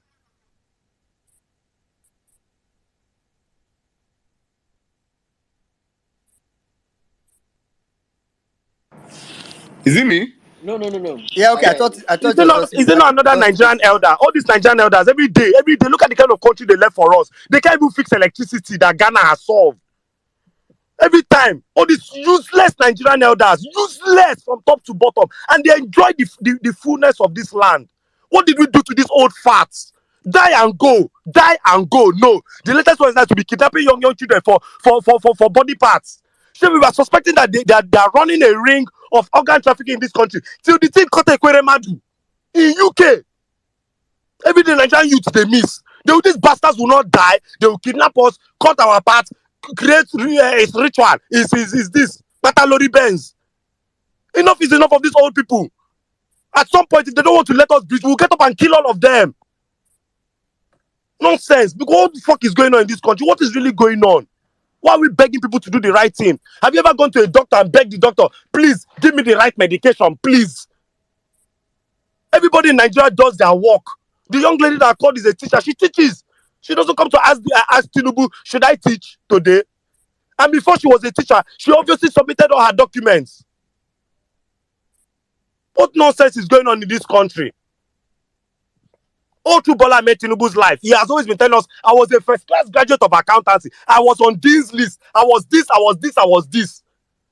Oh, yeah, bring them out now. You carry 5 lawyers for whole Chicago. They pay lawyer fees for America. And then a judge wants to come and tell me that all of this, plus Shetima's double nomination, plus all of this, which technicality? You must read that whole technicality. You will read it. You tell me how you went to IREV and saw all the blasphemy on the IREV and you allow this man continue in Aso Rock. God go punish all those judges. God go punish them ahead of time. Any of now where they fear by now. If you have been a Supreme Court judge in this country and you're telling me you have given readings, all these justices, they've given readings on electoral matters before, and the world didn't fall down. All of a sudden, a geriatric drug baron, identity thief is who you're afraid of. Go punish you now. After Buhari, I should manage Tinubu again. You are mad. Do the wrong thing. You will know that there are many of us that we have been waiting to ignite this country. If Nigeria cannot work for everybody, Nigeria should work for nobody. It's either now. There are many of us. If Nigeria cannot work for everybody, Nigeria should work for nobody, and Nigeria will work for nobody. There are many of us from NSAS who are waiting for you people. You know nothing that Peter Obi now hold this country. Honestly. Now Peter Obi now hold this country. Honestly speaking. Ogun go kill na papa. Ogun go kill na mama. You never see anything. I give you 72 hours after that ruling. Rule am. If you want, rule on the last day. Make Peter Obi no fit get space to petition. Rule. Do all the plan, all the evil. When you people finish, we the Nigerian people will plan our own evil for you guys. We go plan our own evil. I am ready to be opening spaces. It has nothing to do with Saddam. To be telling Nigerians today airports. Today we are blocking airports. Una go see things down at DSS. We go stretch DSS. We go stretch them. If there are 20,000 people in DSS, we will open 20,000 spaces so that each DSS official go get one member of obedience to arrest. So that we go split them. They go get very far. They go far. If na 230,000 army men where we get, we go make sure we raise 300,000 obedience to start talking about protest, so that at least we go assign one soldier for one obedience. You think that all these small things we do here since? You think that we don't get protest concepts? You think that this Google, this brain what I get? You think that I don't use this brain pursue and accommodate that place? Fucking babies. We started the movement in 9 months, and we're already the problem of the entire political establishment. You really want to see us start a protest or an activist wing? You want to see what an activist wing will look like after 2 months? Now go kill on a papa. Bro, Go punish on a mama. they are not ready. Do the wrong thing. They are not ready. You will now remove the space in violence space. We'll start spelling this violence properly. It's like we've been begging you people. It can't be like say Tinubu is more to be feared than any other than person. 24 million people voted and he rigged 8 million, and there are 14 million people on the side parrying, and you're telling me it's Tinubu you're fearing. You're not afraid that in an election of 24 million people he rigged 8 million votes, which is still not even the majority. You're not afraid of obedience and PDP. You're not afraid of us, the majority of people that are happy. You're afraid of the drug barrel. Does Tinubu look at his hand can shoot bullets? Yakubu no fit present wetin take announce am. He no fit present am. Yakubu no fit person we don't get defense. Nobody fit come court to defend in election. Nobody came. Omo, Baba, I don't want anybody come this place today. They cry. Just come, give us permission. They go. God go punish all those 5 judges. Those 5 of them. Mount and they swear for them ahead, and they swear for them in advance. If they vote Peter Obi, God go punish them. If they don't vote Peter Obi, God go punish them. Because for wasting my time, God go punish you now. For wasting my time, God go punish you now. For hearing this ruling, and by now, you have not given me my ruling, God go punish you now. Whether the ruling support Peter Obi or you no support, God go punish you now for raising my blood pressure. Now they craze. Now God go punish you now, mama or papa. You think today's show? I know I've been keeping quiet. Last space I didn't speak anything. Nonsense. You bring them, you prove to them that Plata or Plomo. You prove to them that this one. You prove to them with data. You prove to them through what Buhari did. You prove to them what the DSS has done to them. You prove to them what they've done in other electoral rulings. And they're still waiting. What is in this whole election that is so hard to calculate? Dummies, old fools. I want bongo. I want yadema. I want beer. Bastards. God go punish you now, papa. If you give Peter be a mandate, now God go still punish you now for wasting our time. This thing from the last day of the election, you go just look at Tinubu, tell us, man, get the fuck out of here, beg. Which kind of nonsense? What rubbish is going on in this country? So for wasting our time, God go punish you now. Whether I give Peter be a mandate or not, Ogun go still kill all of you now. You're mad. I yield. Sorry, I'm vexing, but I'm vexed on everybody's behalf. Rubbish. Old fools. All right, thank you. I mean, see those annoyances. You know, when you think about this thing like this, it a best person. Like, this is so simple. I don't this judgment like this. I don't think any judge can get a case that is this simple ever in their life again. As it doesn't get simpler than this. I mean, even if this was someone that was pure, the person was clean, he still rigged the election this badly, it should still be removed. As good as Yaradua was as a person, the election that brought him was so bad that they almost removed, as this is Yaradua that everybody worship as the best. Not to talk about a president that is NYSC scale leg, university degree shows he was past female, now male, confusion everywhere. After what we went through with Buhari's WAEC. I didn't think they surprised me. This thing is so easy. It's so easy. I beg. I understand why it's the debate, because if you think about it from that perspective, you go just ask yourself, nobody's supposed to come and be begging any judiciary to do. In fact, on a normal day, this kind of judgment, you just be on your you be you go get back Nigeria, the odd for them to disqualify Tinubu will be 0.01, because it's almost certain. Everybody could just say, okay, they could disqualify Bola Tinubu now. Is it that's how it's supposed to be? But we are here trying to say, okay. Podcasters in Cameroon have already. Do you understand? George Calloway don't check everything. Everybody don't check everything. But Justice Samani is just telling me that his brain is not functioning. Jeffrey Gotteman don't check this thing. Everybody don't check him. Political analysis, then they talk am for Cameroon, then they analyze everything, say this man must come out. Then they follow court case, obedience, they go inside court, they give them back to back wetin dey happen. These people are watching everything happening in Nigeria for crying out loud. And they are hosting spaces. They are granting interviews to people to tell them that this is what is going on in Nigeria, except they want that country to just burn down. Except they want that country to burn down. But then again, it is justifiable because Sizu that is actually angry right now, Sizu de Nigeria. Me, myself, Saddam, well meaning we know the so it go be like say our own temperature. We are getting hype than people on ground. But now that is coming from Sizu, someone that is on ground, I'm enjoying that. God bless you, my brother. Go ahead. For people on ground, Nigerians, how many Nigerians obedient on ground? Call me Lexi, I've said it. It is over to you guys now. All you know what to do the needful. It is now up to you guys. Huh? I yield. Well meaning, take it over. Kai, Peter Obi got over 2. Baba, no worry. No, Baba, no worry yourselves. May this judiciary do the wrong thing first. You see this movement, we go turn them to another thing. No worry yourself. As long as they want to twist this constitution, then this constitution will make it useless for them and for us. We'll make it useless for everybody.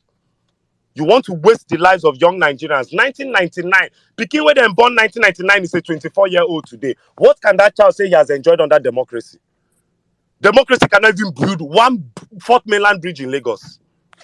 What? He better make them bring military, Make the likes of Tinubu, they fight government with me. Say when military, they Tinubu the activists. Make them bring military back, make Tinubu turn back to activists. Make all of us be activists. Say when military, Dele Momodu, all of them are activists. When military, Dele Alakena activists. But now military no they don't they turn to oppressors. Make military come, make everybody turn activists. He better. They're mad.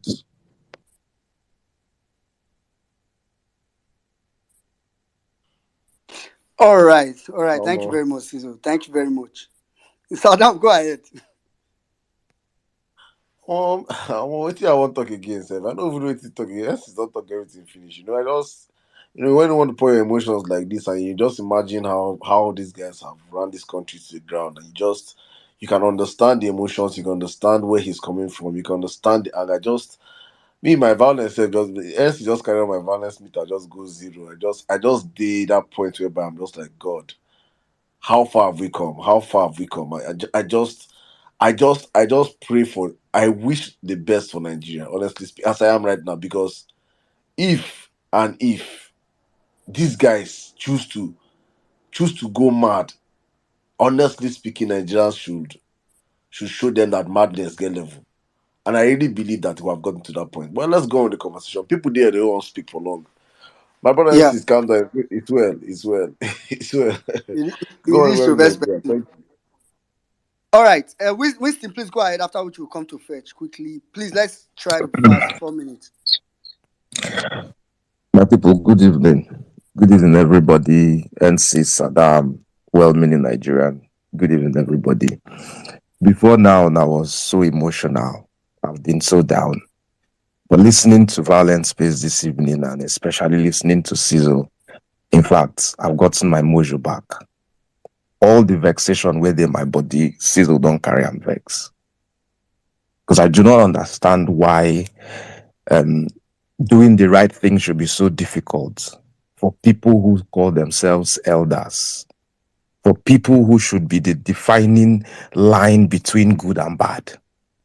These people look at an old man and feel they can bastardize the lives of over 200 million people just to satisfy the desires of one person.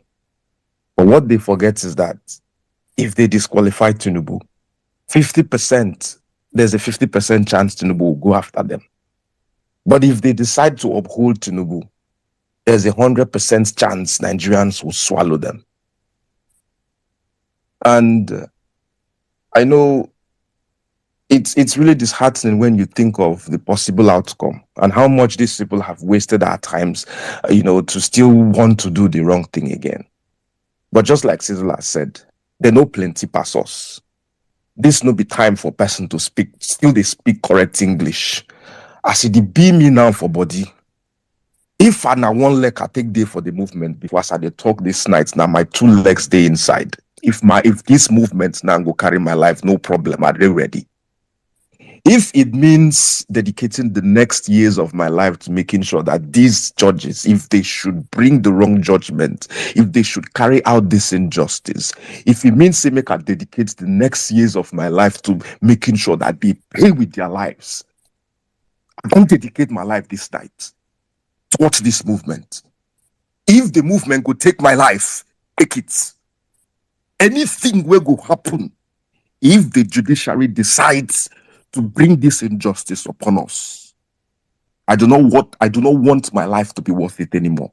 I want to be able to look them in the face when they go see me, I go tell them, say, now maybe the hitman. As soon as I do my own, now my turn to do my own with this. If they feel maybe they go do this thing for Nigeria wrong, come out outside Nigeria, I go wait for them anywhere where they won't go. Now we get internet, now we get data. Everywhere where their houses they outside Nigeria, I'll go find them, go. They go there one evening like this, they go see people for their house. And go remind them, say, now why would they visit una like this? Now why would they visit una be this? There's no much thing to say. All the emotions don't fly, come out as Sizzle don't talk.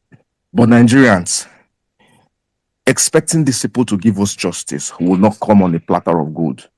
We can be here calling out this judiciary every day. I don't sing song for them, join. There's nothing as painful as injustice. For somebody who is an elderly man to look people in the eye and call black white, if you punch that person teeth come out, God will not judge you. Me, I no go wait for God to punish these people. So, and I'm telling every other person in the house, if you're waiting for them to one day have a remorse and feel like, okay, let us be considerate, let us start making things work, it's not going to happen. I think we should come to that point where we should be able to match them man for man, man to man. If they say they get 400,000 policemen, we get 200 million Nigerians. If you do the ratio, you go see say we My brother, 100% they don't to get one enough officer. policemen. They don't get enough. Then they talk say they need 190,000 policemen now. They don't announce them for news. Say they need 190,000. They don't have enough. We are under policed in that country. At least I know say my village, for example, the police station where they there, the time where we won't overrun the police station. Now my house, those policemen come camp. When the local government went after the police station, now my house, all of them run come. So if them feel say they get the number, no problem. My own is Nigerians should just know that we've had it enough. And if they believe we've not had it enough, judiciary, I no go sing for now. I no go sing again. I no go beg anybody again. I won't be say, do what you want to do. Wrong, go your overseas house, go there. And they tell you, say you go wake up, you go see me, and I go still kill you. No problem. All right, thank you very much, Winston. All right, quickly, me, I know the see, because I don't ever talk out before. Say, at this point, anyway, I like the way Winston put it.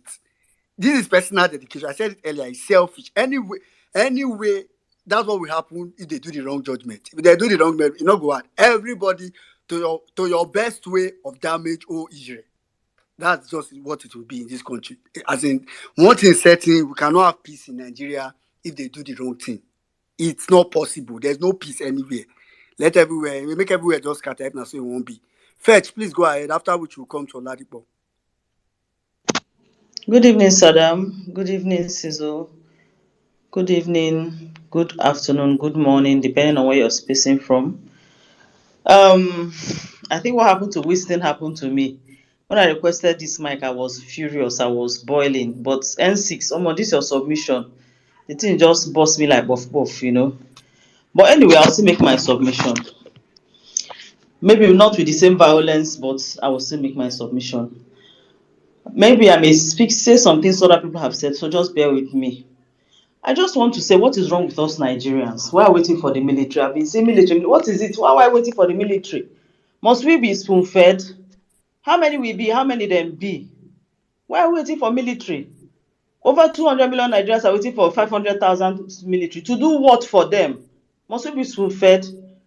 If the military doesn't want to do a transition council, unko. If the military takes over and decides they are not leaving, unko, will you kill them? Military. Are we as small as those other countries that we cannot stand up and take back our country? And we're waiting for military. We should leave the military alone and do what we need to do, Jare. Military. Everybody's crying like a baby. Military. Nigerian military, what are you waiting for? What are we, the citizens, waiting for? Why are we disturbing the military? Have they not used their vote to tell us what they want? Can't we do our own part? We're waiting for military up and down. Oh yeah, let's sit down there waiting for military. Nigerians, una plenty rich, una plenty pass military, and wait for una know the shame self. Anyway, Saddam, General Lucci made some suggestions with Jimmy on 1 Million Man Crew with Dr. Steiner. Some things that I guess are stuff that will be discussed in the back end because it involves strategy and implementation. Anyway, that one is on the side. Obedience. Each one of us should ask ourselves this question: what will me, do if the judiciary works kurukere? What will I do? Not what will the military do? Not what will Saddam do? What will what will I do about it? We have to start asking ourselves those questions. And I believe it's also time for us to go offline like we did during pre-election rallies. Let's go back plan to how to take back our country. It's not online. Strategy, like we keep saying, is not discussed online. Now, I'd like to speak to the judges. Judges, I don't understand on a drama. They do us. Who do you? Is it not the same people that released September 16th that people are running up and down? See your mates now. See Justice Azinge, see Professor Oti. You people don't know what to do. If you're serious about saving democracy and the constitution and you're being intimidated, can't you come out and talk? What is all this send message to Saddam, like giving him small piece of paper? Send message to this person. Come out on Arise and come and refer your issue and talk. Come in the morning and talk to Nigerians. Tell them, say, they are intimidating me like this. Professor Oti, did she do it? Does she have two heads? Justice Azinge, does she have two heads? Didn't they come out and shout? If you feel you're being threatened, come out and shout it. Come to Arise and tell us. If you don't want to call them, no problem. Come out and say, let it trend. Don't be staying in your bedroom and saying they are threatening my family. That means you're ready to do the wrong thing. If you're ready to do the right thing, you will go to whatever length you need to do to do the right thing. You shout it from the rooftops. Thank you very much. I yield the mic. All right, thank you very much, Fetch. Thank you very much. All right, quickly, let's go to Oladipo, after which we'll come to Oluyemisi. Yeah, good evening. I greet everyone. Can you all hear me? Can you hear Yes. me? Yes. Saddam, I greet you. Jimmy, please, I want you to translate this set of things for me. Adabankpogede, oropeyele ogbo, titiri ló ń tiri. That's the first one. Okay. The second one is afẹ́fẹ́ tó wọlé tó káṣọ yàrá, ìkìlọ̀ ni fún ẹni tó wọ tiẹ̀ sọ́rùn. The third one, ebi ń pa ejò, àwọn yan àti àwọn àtejò, ẹran jíjẹ ni fọlọ́dẹ. I don't know if Jimmy can translate the three. All right. Have my reason. A snake is hungry. Let me start from the last one. A snake is hungry. A yawning, hungry snake and a yawning man. No.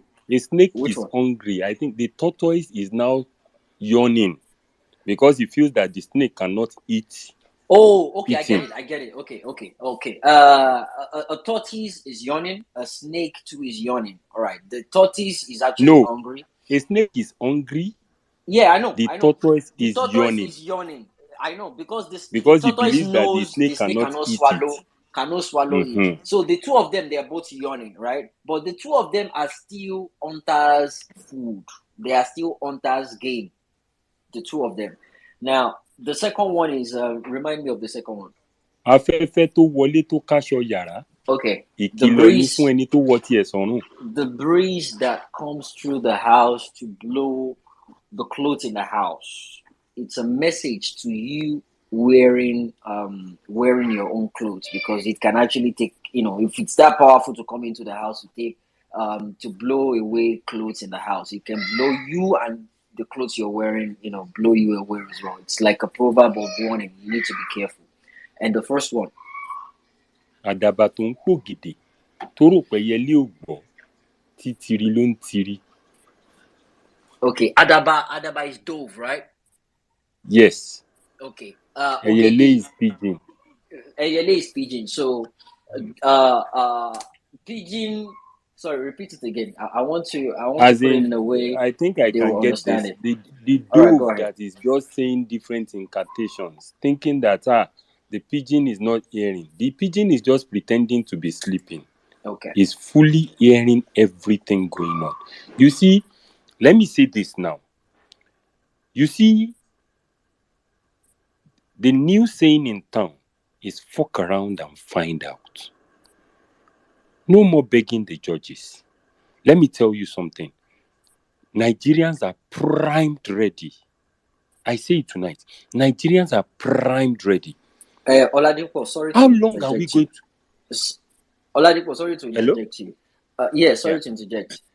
I just got a message now that 2 of the judges are listening right now. So whatever message you want to put across there, direct it to them. 2 of them are listening right now.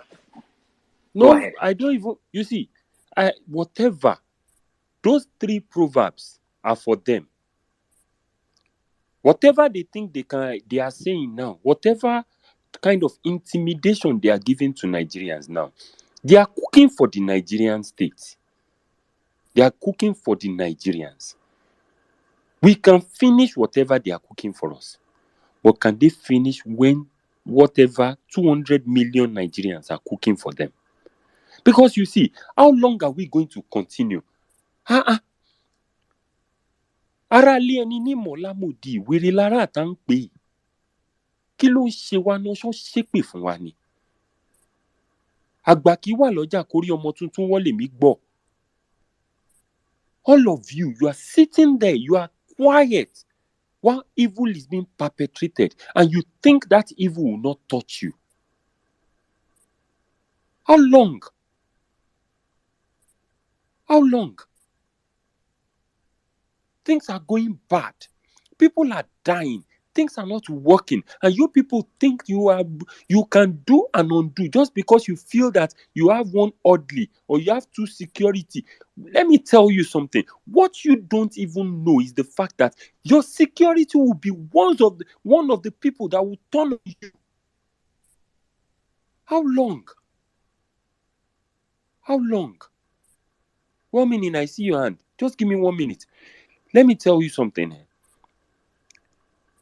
A man that claimed he is so holy without baggages, and every day something new, disastrous comes out about the same person, and you people don't even think of the fact that his ambition is going to swallow you as a whole. Continue. Let me tell you something. One thing you don't know is this. It's just like the parable of the frog and the scorpion. Let me tell you something. By the time you give him that chance, he will sting all of you to death and nothing will happen. I yield my mic. All right, thank you very much, Oladipo. All right, quickly, we'll just go straight to Oluyemisi, after which we'll come to Jobidient.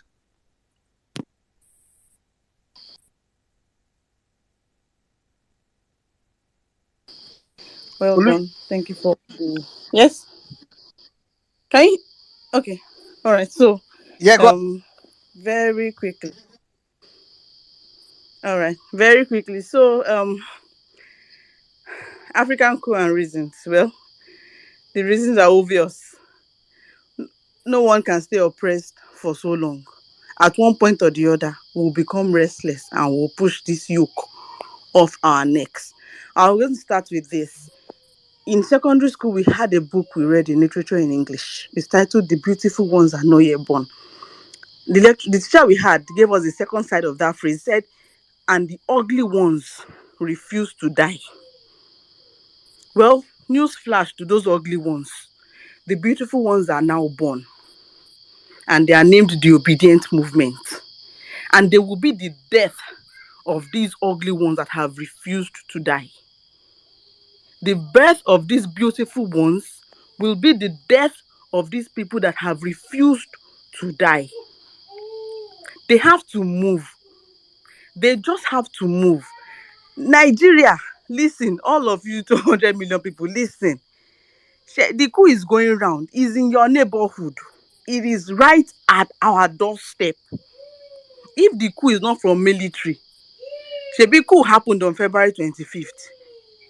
The coup that Tinubu's, what's that Oyinbo guy that is calling crisis? People are rejoicing. He's calling it crisis. Meaning crisis. It's a crisis because it is biting you. It's fighting you back. That's why you're calling it a crisis. But for us, it is liberation, and liberation must come. One money, they'll say 20 trillion cannot play for 20 years. It can never be business as usual for so long. At one point, something must give. Something must give. So if coup does not come today, it's coming tomorrow. And the longer we push back, the greater the fight is going to be. Shebi, the coup in Niger and Gabon are bloodless. Nigeria is always pro-max now. Nigeria is always pro-max. We'll be here to watch everything. Judiciary, dear Judiciary. I said it before, now lawyer I be by training. For us to even come out and say we are being threatened, welcome to the party. That's what we have all been facing. Now it is touching you small when you're telling me the fire is hot. We've been burning. We, as a country, we have been burning. Say they are threatening you. Some people didn't have that luxury. All they felt was the gun. Some people didn't have that luxury of being threatened. They were just killed. Straight up. We remember the woman that was killed December last year, Christmas Day. Shebi, if they had given her a letter, perhaps you would have been able to, but you are being threatened. That's what we've all been going through. Welcome to the party. That's what we dey see am. Welcome to the party. And for it to even come to your face, that means it should show you the level of wrath that we have all been shouting about. In my small house here, I have 3 boys. And anytime I bring out my cane, I tell them this cane is called justice. Once we solve the issue and you're deemed guilty, you don't try to stop the cane from touching you. I call it, you don't toy with justice. Once the matter has been come, who started the fight and you give a judgment, the cane must come. You don't toy with justice. So for them to be able to threaten you to your faces, you should know the level of degradation that the nation has come to. We will attack you and nothing will happen. That means that's what we've all been going through.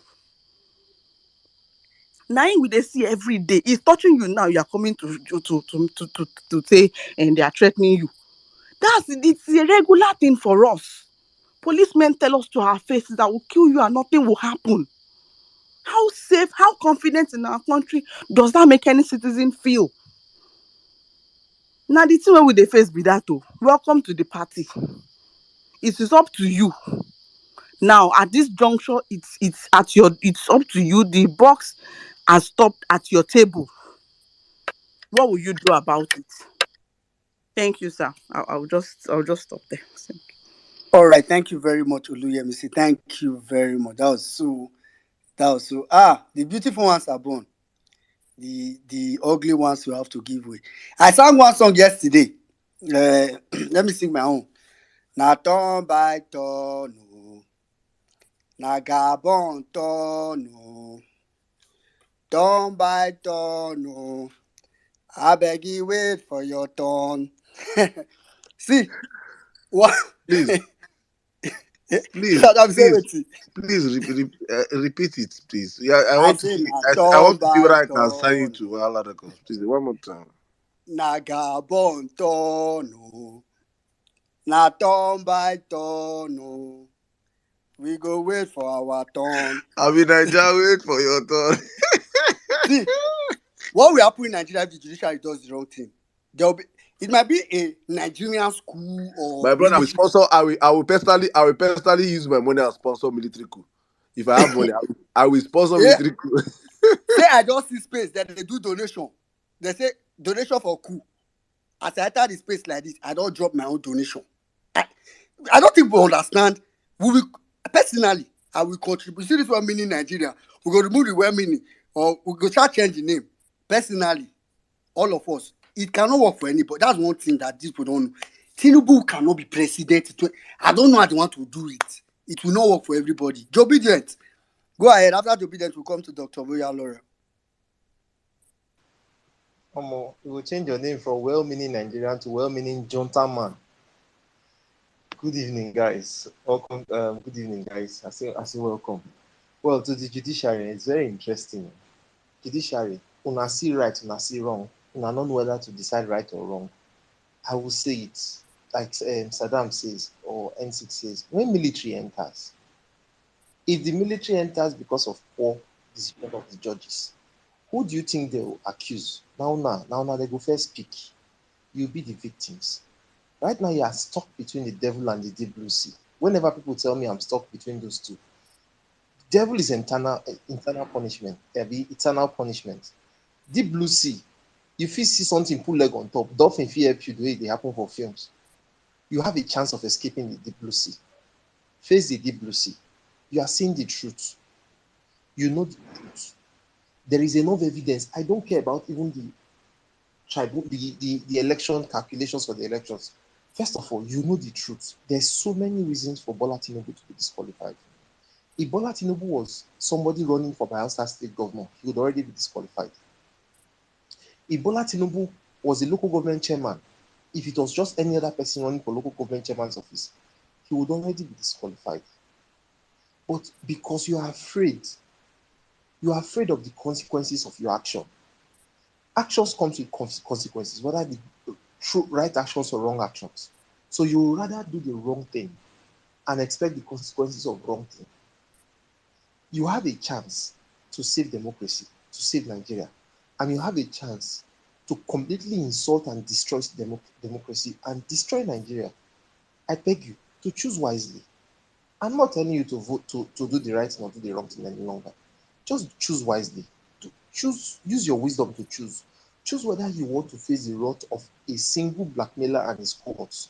He has less than 1,000 men that can affect you politically or career-wise. Or you want to go against 200 million Nigerians, over 200 million Nigerians, that you will meet everywhere in your life. Everywhere in your life. Let's assume of these 200, 10 million or 20 million are supporting him.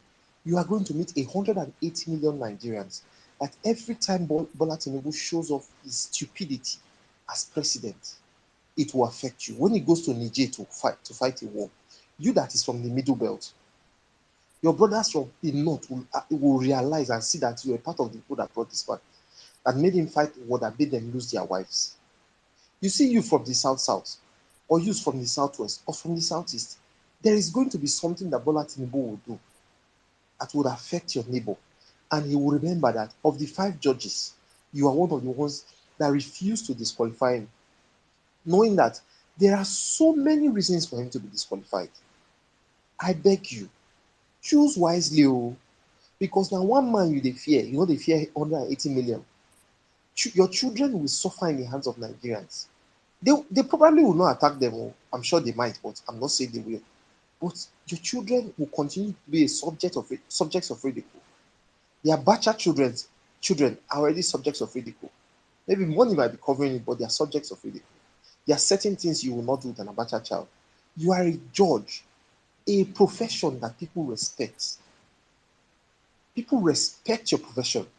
So your children are supposed to be like mini gods. I have children of judges as friends. I remember one of them saying that all through his primary school, he was always going to school with what they call this police attaché for protection. That is how your job is like. Your children are supposed to be living the glory life. But right now, what we know with judges, because of antecedents of you and your cohorts or your colleagues, is bribery.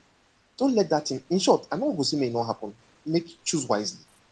Finally, I beg, Nigerians, I want to tell, well-meaning Nigerians, I want to tell you guys, don't let anybody give you the impression that you have not done enough. You have done more than enough. In the last 1 year and a few months, you have done what you need to do. Don't let anybody tell you that you are just working online, you are doing all talk and no action. What you have done online, you have risked your lives. You have stood for everything good with all energy. And there is nothing you could have done better in these elections. There's nothing you would have done that would have changed it. Some people have been shouting, you should have protested on that day. It would have not changed anything. There is a light at the end of the tunnel, which is this judiciary, this what's it called? This the announcement of the PPT. There is light again. Let's get to that light and see that it is not a light, it's just torchlight, it's not an exit. Then we can now start breaking this tunnel any direction we can. But there is still light. So you have done enough, you are doing enough. Can you do more? Yes, we can do more. Can we hit the streets when it's yes, we can do it. Be ready for it. Because see, I know that coups have been happening across Africa. Nigeria will be the first, that will be a civilian takeover. I think was it Venezuela or Sri Lanka it happened. It's going to be civilian. It is going to, me are not saying military, because the military, I see shoot people yesterday, the day before yesterday, shoot somebody the day before, directly at people. I'm not saying military, I'm not saying police. Nearly a lot of them are all concerned about their personal pockets. So when the instruction comes, if they refuse, they will bribe a lot of them and they will bend. If military take over Nigeria, I can guarantee you, there's a high chance that it's even going to be a corrupt military man. So I'm not saying that civilians go do this thing. It almost happened during the NSAS. It's just that was not the purpose of the NSAS. So if it can happen then, 150 million, what's 150 million? 5 million Nigerians marching will take over Nigeria if the need arises. I am saying this finally. Judiciary, take the wise decision. Don't do right, don't do wrong. Just decide wisely. Thank you, Elmini. All right, thank you very much, Obedient. Thank you very much. All right, quickly, let's go to Dr. Laurel, after which we'll come to AGKMA before Lady Liberty Champion. Thank you, well-meaning. Thank you so much, Saddam. Thank you, Sizzle. Thank you, Jimmy. Thank you, everybody on the space. Sizzle, when you were talking, is it still here? I felt it in my bones when he was talking. I felt it, and I've felt every comment that has been made on the space today. You know, I'm actually in a very sober mood. Good evening, good morning, good afternoon, wherever you're spacing from. I'm in a very sober mood today because, you know, I had a training and I went to the training today out of town. On my way, of course, terrible road. And on my way, I saw this tricycle, because I'm in the country. This tricycle, they call keke, I saw one that was squeezed like a paper. It was squeezed. Obviously, there was an accident within it and one of that Mercedes Benz, and it was squeezed like a paper. And I was like, God, what happened to these people in this vehicle? You know. And I went for the training. On my way back the same road, I saw that. Sorry, it's a very short story.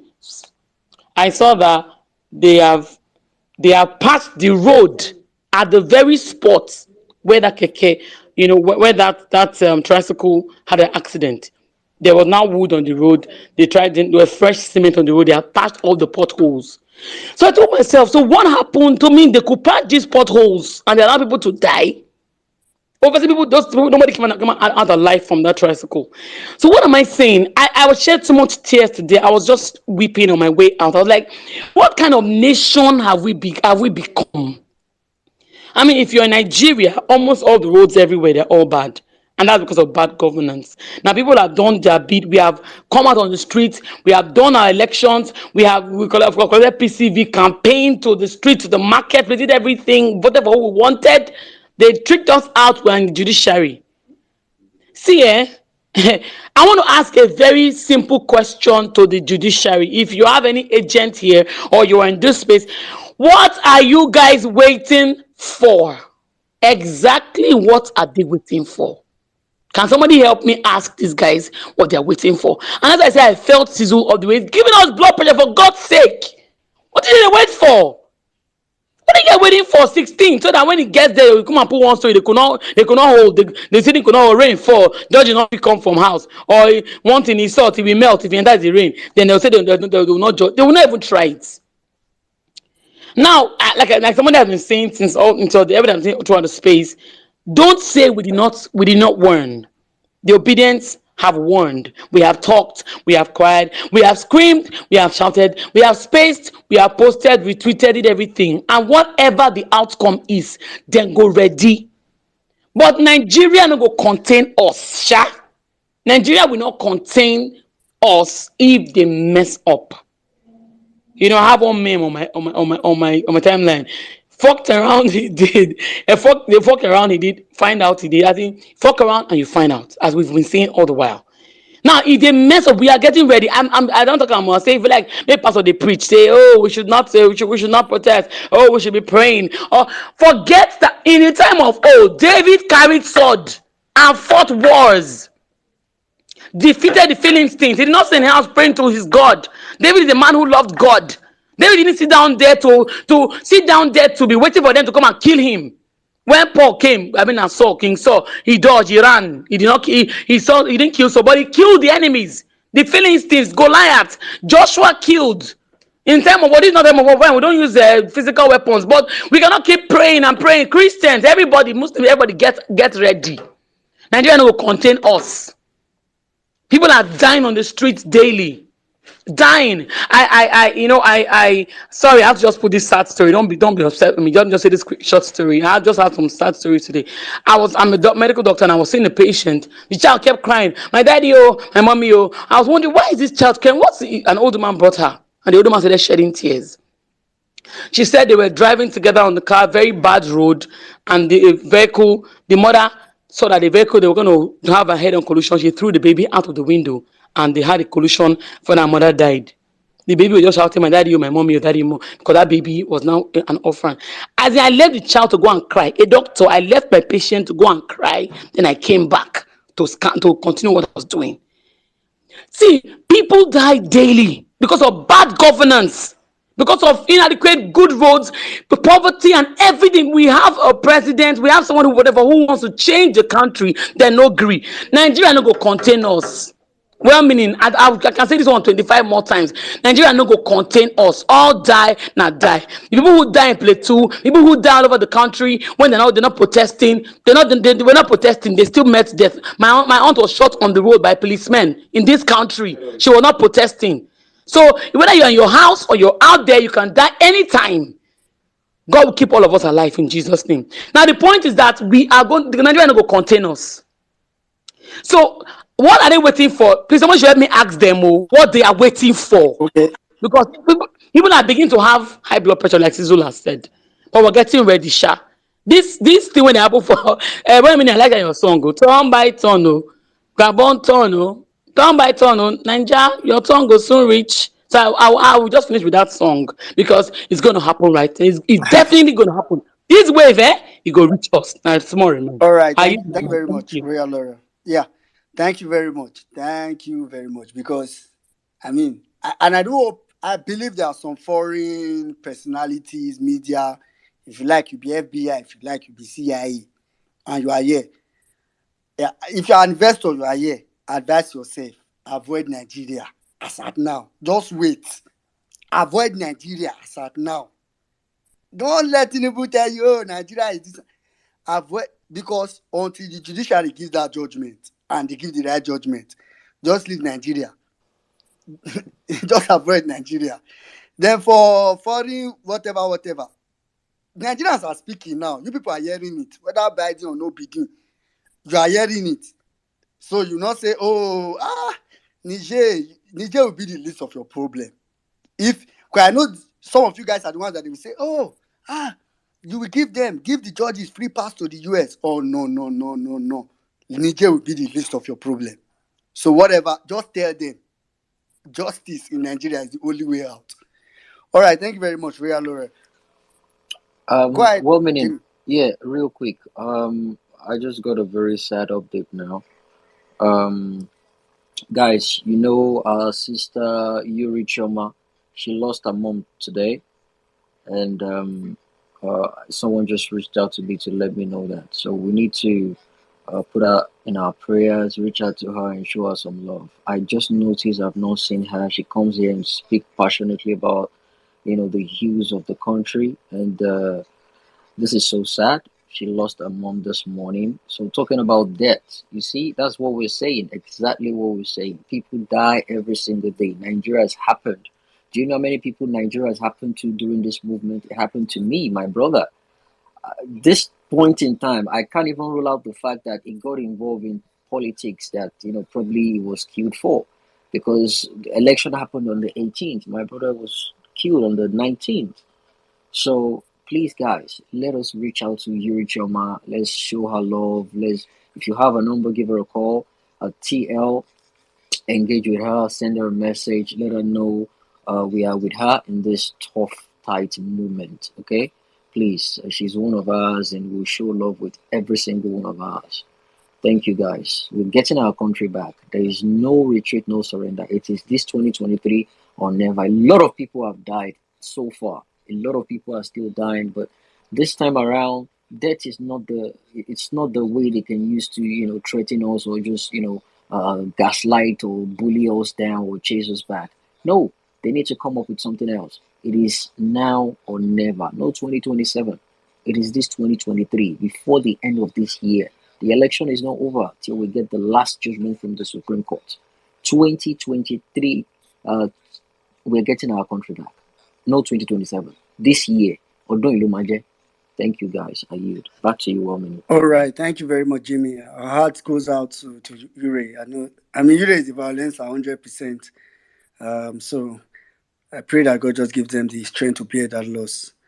I'm telling you that some people that die in Nigeria that don't have business dying, So when people die sometimes in Nigeria, you just say, could this person have been saved? Anyways, may the soul of our mom rest in peace. Ejikeme, you go flash now, I'm not going to call you again. It go just shock you. Ejikeme, go ahead. After which you come to Lady Liberty. Thank you very much, well-meaning Nigeria. Still standing on that sad news, I would want to also commiserate with our very own, on the sad demise of the mom. May God rest her soul and, of course, grant fortitude to the family.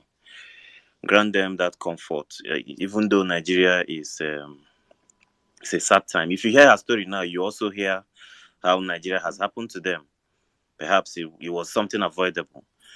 But you see, well-meaning Nigerian, I would want not to join you with that song of turn by turn, right? Because the criminal drug baron, Bola Ahmed Tinubu, will face justice. He will be disqualified. We are going to hear this case. First of all, that he has been removed. He has been disqualified and removed. I don't want a situation of the judges. No. Sisu just came here now to raise my annoyance, my anger. The criminal drug baron must be removed. He must be disqualified. It is very clear. The video of Ahmed Dati, when he told the whole world on national TV that swearing in this man would be not only unconstitutional, but akin to bringing back the Nigerian army, started trending again today. What he said several months ago is playing out to still be the truth today. So I don't want that situation of, let us remember what happened in Gabon. Nothing will happen to the fact that the criminal drug baron, Bola Ahmed Tinubu, I know you're listening to me on Kolos. You are the first hermaphrodite in Nigeria. You are seated in Aso Rock listening to us right now. You will be disqualified and removed. Nothing will happen. You will be disqualified. Whether Wike spends $500 billion on these judges, it does not save anything. You must be disqualified. Because if you are not disqualified, then there is no Nigeria. Then you will see Nigerians, before the military will take over, you will see Nigerians do what happened in Burkina Faso. Jonathan has warned you people enough. This is a man that was legitimate president for 6 years. And when he lost election, He left honorably and handed over to the man who now destroyed Nigerian economy. And in his wisdom, he has warned you, he has warned the judges, he has warned every top security operative in Nigeria to remember that what we are facing now, so many countries have faced it. Burkina Faso was his example. That if you anger Nigerians any further with the level of hardship, you and that your demonic party, the APC, have caused Nigerians. What you will get, you will not have a jet to get out of Nigeria. Just try Nigerians and see. So for me, I am not here. I have said it. The time of begging the judges are over. You people should do the wrong thing. You may not rise from that court after giving that judgment. So, but if you people are brave enough, this should be the easiest case for you because the evidence is there. It is very, very clear. How would you allow one man who drinks ogogoro in Obiapo local government to threaten you because he has money? He is just one man. If 7 men rise up in that court, Wike will not breathe. So don't come and gaslight us and tell us he's doing you this, he's doing you that. There is a judge in Kano State who has come out, Azinge, to say people are bribing me. What stops you people from coming out to speak out if people are actually on your case? If people are threatening you, if people are harassing you? I said it before. That is because you people are completely corrupt. Bola Ahmed Tinubu has your dossier. Wike has your dossier. And that is why you find it difficult to do the right thing. But I am encouraging you to do the wrong thing. Just like Sizzle said, I'm tired. Make thunder punish all of them. Do the wrong thing first of all. Then you see Nigerians react. And by that time, like I've always said, when fire drives fire, we say pity, pity. For me, the criminal drug baron, Bola Ahmed Tinubu on Kolos, the #1 hermaphrodite in Nigeria, must be disqualified. Any other thing is setting aside the constitution and Nigeria will burn. I can assure you that Nigeria will burn. Thank you very much. All right. Thank you very much, Ejike, man. Thank you very much. All right, quickly, let's go to Lady Liberty. After which, I'll come to Mr. Peter Ame. I don't know. I think Mr. Peter Ame doesn't know how to raise his hand. I know he keeps going back and forth. Lady Liberty Champion, please go ahead. Hello, can you hear me? Yes, I can. Go ahead. Commiserations to Ada Ure Chioma. Yes, I will get in touch with her after this. Anyway, I'm here. Yeah, Mr. Peter, just hold on. After Lady Liberty, you go ahead. Okay. Yeah, Lady Liberty, please go ahead. Okay, thank you very much. All protocols observed. What can I add other than, I don't know if somebody can help me. Jimmy, you might be good at this. Remember, there's this sci-fi film where there was this alien ship and it had to take the death of one of the astronauts to save the world. He had to be the one to fly the ship into the belly of the beast to blow it out of existence. So his death brought about... Is it Armageddon? Something like that. That's it. So I guess this is the Armageddon Nigeria is facing. Judiciary, you and your family, I feel your pain, I feel your fear. But I want to tell you this. There are many principled and diligent Nigerians all over. You see, as bad as our country is, those of us who are here, we are the product of such household. And I can beat my chest that if my parents face such obstacles, knowing my dad, who he is, he will sacrifice himself. He will sacrifice his whole family to save the world if he has to. So that is what it has to take. It's not as if we are being heartless judiciary. We understand what the fear of death can bring. But think about this. If you happen to lose your life, you and your family, which I very much doubt that would happen, you will remain in the sands of time and posterity. Simple, that's what it is. But let me assure you this, if you think you want to save your life and you do otherwise, these same people will be the one to kill you, and they will kill you ruthlessly.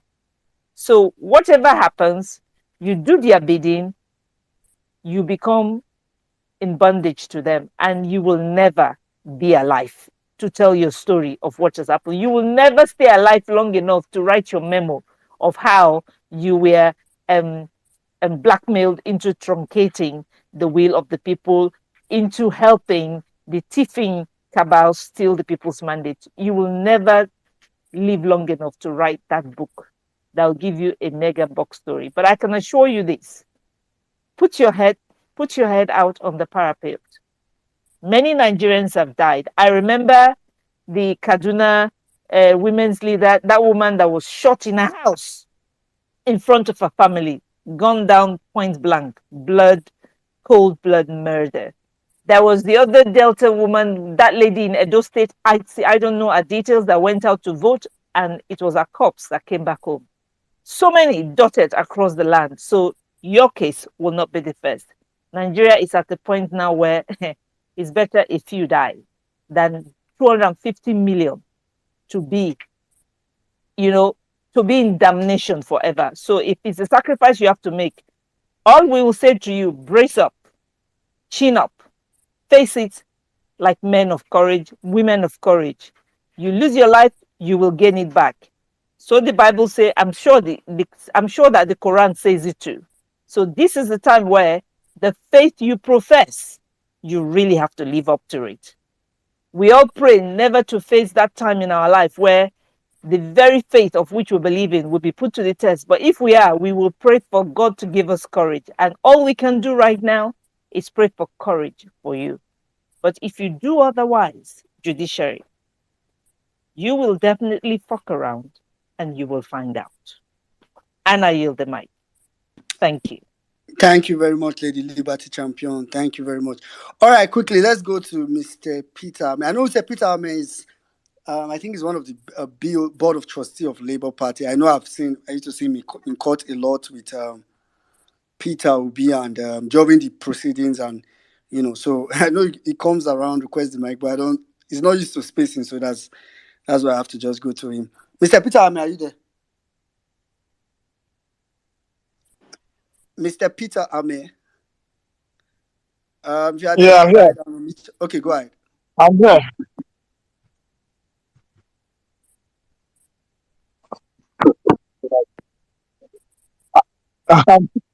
I'm here. I'm here.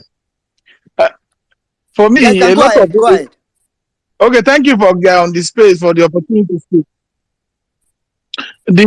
For me, there are a lot of things about when we talk about coup and the reasons is the fact that democratic institution in Nigeria have been bastardized. Democratic institution has been stifled. People have not given the opportunity. When we have the kind of democracy that looks like a military arrangement, the citizens do not see difference in what is happening, because when people came out to protest against that, they were brutalized, they were killed, people are still missing till today. The Lagos State government to people without to see whether they were missing people. I look at how government elections are conducted in Nigeria, how governors are stealing public funds, how governors are. Sorry, Mr. Peter. I think I don't know if you are using some. I hope you are still not speaking. I don't know if you are using maybe an earpiece or something, but we are struggling to hear you. So if maybe you are using an earpiece, it will be better you take it off. So maybe you should take off the earpiece or mute your mic and try to speak again. Let's see if we hear you clearly this time. If you are there, you can unmute your mic after taking off your earpiece. I know Mr. Peter is not used to this, so guys, pardon us. Mr. Peter, are you there? I hope Mr. Peter is not just speaking to the phone. Mr. Peter, hello, can you hear me? Somebody mute me. Can you hear me? Yeah, we're struggling to hear you. Can you take off your earpiece if you are using one? Yeah, I've done that. They just as somebody is speaking in the background, but there's no problem. Okay, go ahead. So what I'm saying is generally is that the reason for coup in Africa and the current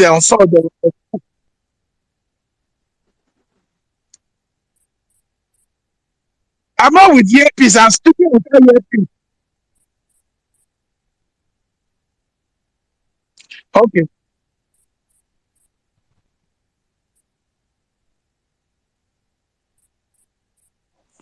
One minute, I think we'll move on. There's something wrong with the system, but there's no problem. Isa, you can drop and come back. We'll bring you back up. Drop and come back if you and please don't come back with your earpiece. You can come back without your earpiece on, so you can speak straight to your phone. It makes it better. Yeah, yeah. All right, all right. Quickly, let's go. I know he's always requesting the mic, and it's always struggle. Okay, let's quickly go to Auntie Meg. After Auntie Meg, we'll come to Ben King. Um, good evening, good afternoon, good morning, depending on where you're spacing from. I requested the mic because of Cizo's monologue. Yeah, he's a Google guy, talks facts and figures, and it is quite, these are one of the emotional bursts, that comes from him, and it is quite in order. So, Judiciary, if any of your members are listening, the youth are angry. Sometimes you think, this space is just a bunch of young people ranting. No, it's not. It is also for people who are in the generation Y and X. Okay? So some of us were born in our 60s. We're here listening. Some were, 50s and early 70s listening. We enjoyed Nigeria. You enjoyed Nigeria. You came out of NYSC, you had a job waiting for you. There was USC, there was UTC, there was, what are all the companies? We had the Doing group of companies. We had all those cottage industry. We had Eleganza. When you come out of NYSC, you had a job waiting for you. We had bursaries. We had federal government colleges. We traveled at night. I went to university traveling at night. It was safe. I would tell people, meet us in Ojuelegba. We were bought night buses. There was a Kennedy Lichuku. There were all those buses. We were safe and we got back. We got to our campus. Sorry, man. We Sorry, enjoyed man. Nigeria. Is this Mommy, what you want? The legacy you want to leave for these children? All you have mommy, caused them is pain. mommy, please. Pain. Sorry, mommy. Sorry, please. Can you hear me?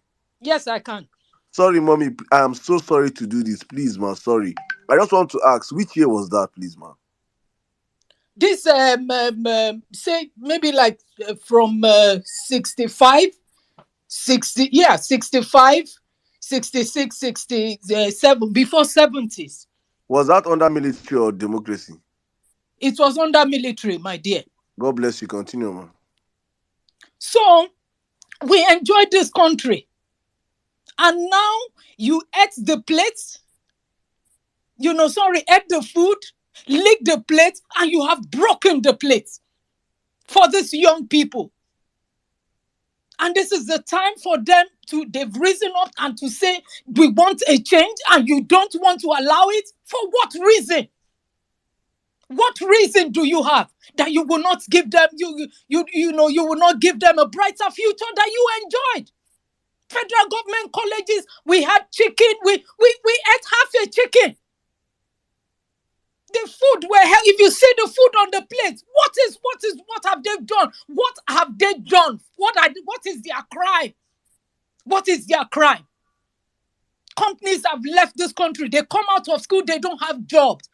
My former clients bought over Dangote Foods and USC, Tiger Foods of South Africa. They left.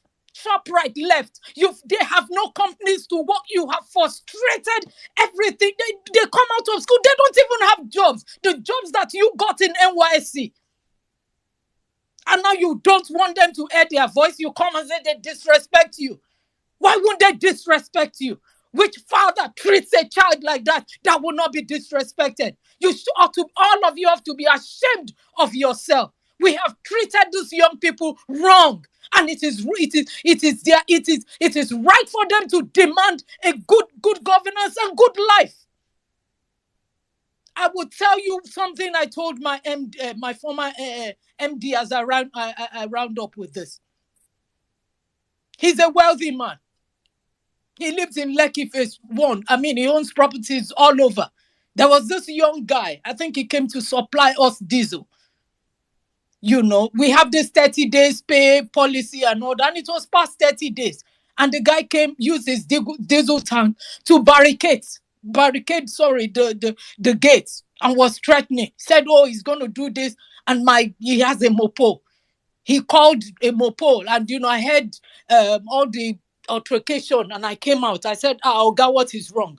He said, don't mind this guy. I'm going to lock him up. I asked him, I said, Oga, how much do you have in the bank? Listen to me. He said, why am I asking that question? I said, Oga, I know you very well, so I will tell you. You have about 4 houses in the UK. You are former this, former that, former. I said, this guy has nothing to lose if he kills you. He has nothing to lose. You will lose all those things. He's already on the ground and he's waiting. He has nothing to lose. You will lose those things if you die. Let the guy go and give him his money. How much were we owing this guy? 150. 150 that my Oga gives Ron's girls. He has not. See, these young people have nothing to lose. All your houses, everything, you will die. You had better do the right thing. I yield. Thank you very much. Thank you very much, Auntie Meg. Thank you very much. I mean, Auntie Meg is one of those. And for in case if you are a judge here, justice will go. I can tell you for free.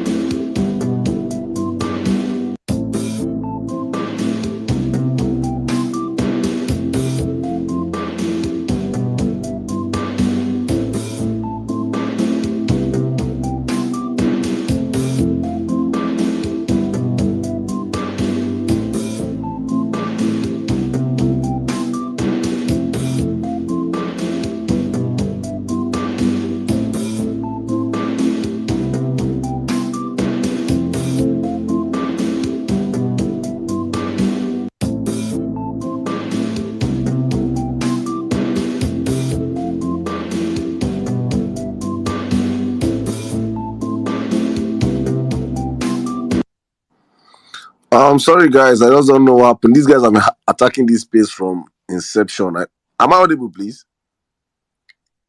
Yeah, I can Yeah, hear you. the space. If you guys remember, the first link for the space, it was attacked, and this one was also attacked also. So I don't know. I don't understand, but sorry, and we're back. So we could just reshare the space, like the space. Let's retweet the space. Let's wrap up. Probably we will add 30 seconds more, 30 minutes more to the space for the lost time. It's one of those things we see on this platform when you have these discussions whereby you are really pressing them. They will always find ways to make sure we don't discuss. So please, guys, let's get back our people into the building. I think we're having very important discussion, and they are always here listening, and it pain them. It pain them. But we'll have to keep talking. We'll have to keep speaking out. That's all we have to do right now. Keep speaking out to truth, speaking out truth to the power, whether they like it or not. They must hear word. They must hear word. They have no option than to do the will of the people. So I think, well, I think we'll keep having submissions. Sorry guys, everyone that dropped off. We are back. We are back. We are back. Like we never left. Let's get the space continued. Jimmy, I see one minute. Please let's continue from where we stopped. I don't know who was speaking last. Yeah.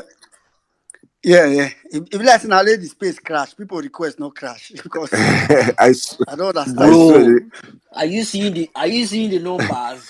And Before I even know, say they before I don't enter enter, no. co-host, I I dey see didn't how see many 500 requests and I say. something. I said, wait up. Hey, Jesus. My DM don't full say, this space crash. Hey, then Saddam, they if hear let's what? start put a request for Mike ahead No, for your space, eh? They don't request Mike ahead before you go put space. now them the clean chair. Now them they're actually the MVPs of the space because honestly speaking, we will not start space. We don't go. We see they play music. You don't see like 15 requests. You say before you know it happen, man. Because we see all of you guys, it's just part of the love. Honestly speaking, from my heart, I really appreciate you. It just shows how much the work we have put in, how valued this Yeah, space has become, and what we have created as a people. And please, we don't take this for granted. And left for me as yeah, this place just crashed, and I just want sleep. But I remember say Una supposed to talk because you guys came out here yeah, for us to yeah, speak. So it is we don't take this for granted at all. We do not take it lightly. Thank you very much, every one of you. We're building something. We have built something great, and we'll build something greater together. Let's just keep going. Please, let's share the space. Let's get our people back up. Many people might have said, Saddam, then we don't tie ourselves. They will don't give up. But as we did since after elections, we still did. We are back. We are back. Jimmy, you want to say Hmm. something? Come in, my brother. No. I just want to say I believe it's because I said the two of the judges are listening now. So now it's confirmed. Say then they hear for Aso Rock. So then they rattled. Say so judges too they listen to violence space. Oh yeah, they do listen to it, and this is where some of them get their ginger from. Hmm? And I can tell you from what I've been hearing so far, just this night alone, they know the right thing to do. They know the right thing to do, but we are waiting for them to just do it. I'm not going to say more than that. They are listening and they know we've hit the nails on the head all throughout. Let me know hold the mic. A lot of people need to speak, so let's just speed it up. Back to you, 1 minute. All right. Thank you very much. Okay, quickly, we'll just go straight to speakers. Speakers. Please let's go ahead and retweet the space. I think we have we're approaching over 1,000 people back, which is fine. So we start from Ben King. I know Ben King was supposed to speak before. After Ben King, I think I'll go straight to NASA. Yeah, thank you so much. I mean, it's really, really amazing. I mean, Ben King, are you what? here, please? No, I'm not with earpiece. Can you hear me? Yeah, but Hello? I think your sound is not very clear. But let's try again. What about now? Is it clear? Oh, okay, go ahead. Yeah. All right. Okay, just like Mr. Peter would always say, we don't have any other country. This is the only country we have. And as such, we must have to do everything possible. I mean, every necessary thing, we need to do to keep it going, to keep it moving, to keep it growing, and and to protect our interest and all. Just the last woman that spoke actually spoke my mind completely. In fact, it was actually I felt he's actually she is my dad's mate because everything every story she told about how good things were then in the 60s, in the 70s. I mean, how life was, how opportunities were. I mean, we have galore for all the young people then. These were things my father would always tell us. These were the stories. My dad was a retired soldier, actually. He fought the Biafran War too, and he would always tell us so many stories and how how much of a paradise Nigeria was then. And even though it was under a military regime, still, life was still better. Life was still not even manageable. Life was at its peak then. My mom went to aviation school. None of them actually paid for their school fees. My uncle was the first. I think was the first person in our community to go to my uncle from my mother's side. Yes, to go to a university, to travel abroad for masters. My grandfather from my mother's side too. I mean, from my father's side, yeah, that did tailoring, that studied actually. I don't know how he did it, but was also part of the people that the government sponsored abroad to study in London. Yes, he studied in London too. And life was seamless for these people. Life was easier for these people. Life was, very, very, very sweet for them. And also we could hear it was like a fairy tale. It was, when we are told all these stories, it was like a fairy tale, because I was born in 95. But since I started reading and writing, I've never experienced Nigeria in that realm.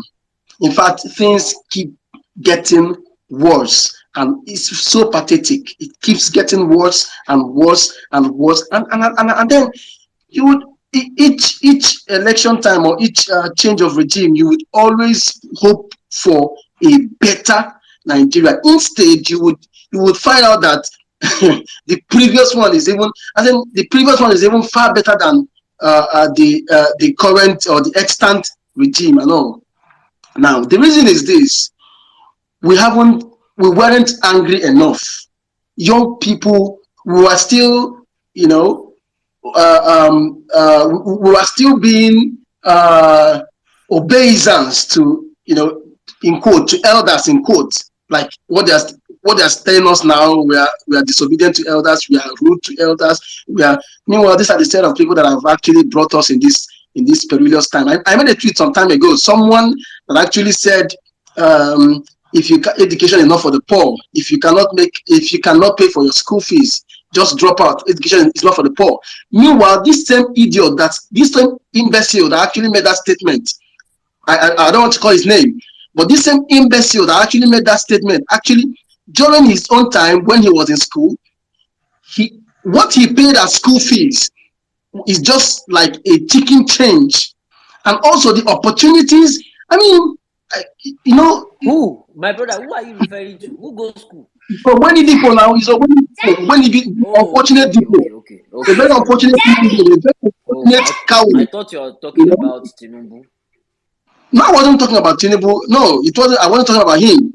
So we Nigerians, we've not actually gotten angry enough until now. I'm really proud of what I'm really proud of. When Cecil was actually ranting, I was so amazed. I felt like this is time for salvation. We are the Calvary. We are the Calvary, actually. This is time for salvation. Salvation is near. This is for the first time in the history of presidential election tribunal. For the first time in history, they are apprehensive. For the first time in history, they are very, very conscious and cautious of the kind of decision. For the first time in history, it's crazy. It shows salvation is near. It shows our time is now. It shows that. Right. Okay. Yeah. So can you round up in 30 seconds? Go ahead. Oh yeah. Let me round up. So this is actually the way forward. This is the way forward. I tweeted something. You think Tinubu and APC have talks and all. Wait until Pep delivers a wrong judgment. That's when you will see proper madness. That's where you would see proper. During the rally, for the first time in history, I actually had to travel all the way from Enugu to Abuja to Lagos. Sorry, to Lagos. I saved money, bought tickets, went to Lagos to join them in the rally. I mean, this is a revolution. This is what we want right now, and we are now angry. That's the first step. That's the genesis of our salvation. So I really want to let's keep putting fire. Let's keep firing on. I mean, let's keep doing what we are doing. The more. Thank you all so much. All right. All right. Thank you very much, Ben King. Quick one. Well meaning. Someone. Jimmy, sorry. Go ahead. Yeah, someone sent me a message now. The person says, "Good evening, sir. I'm really frustrated right now. I was thinking of suicide before, but when I listened to what you said this night, at least if I die, let me give a final push for good governance."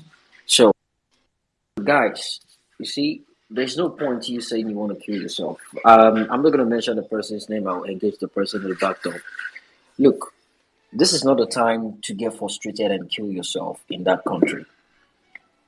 There's a reason why we're in court.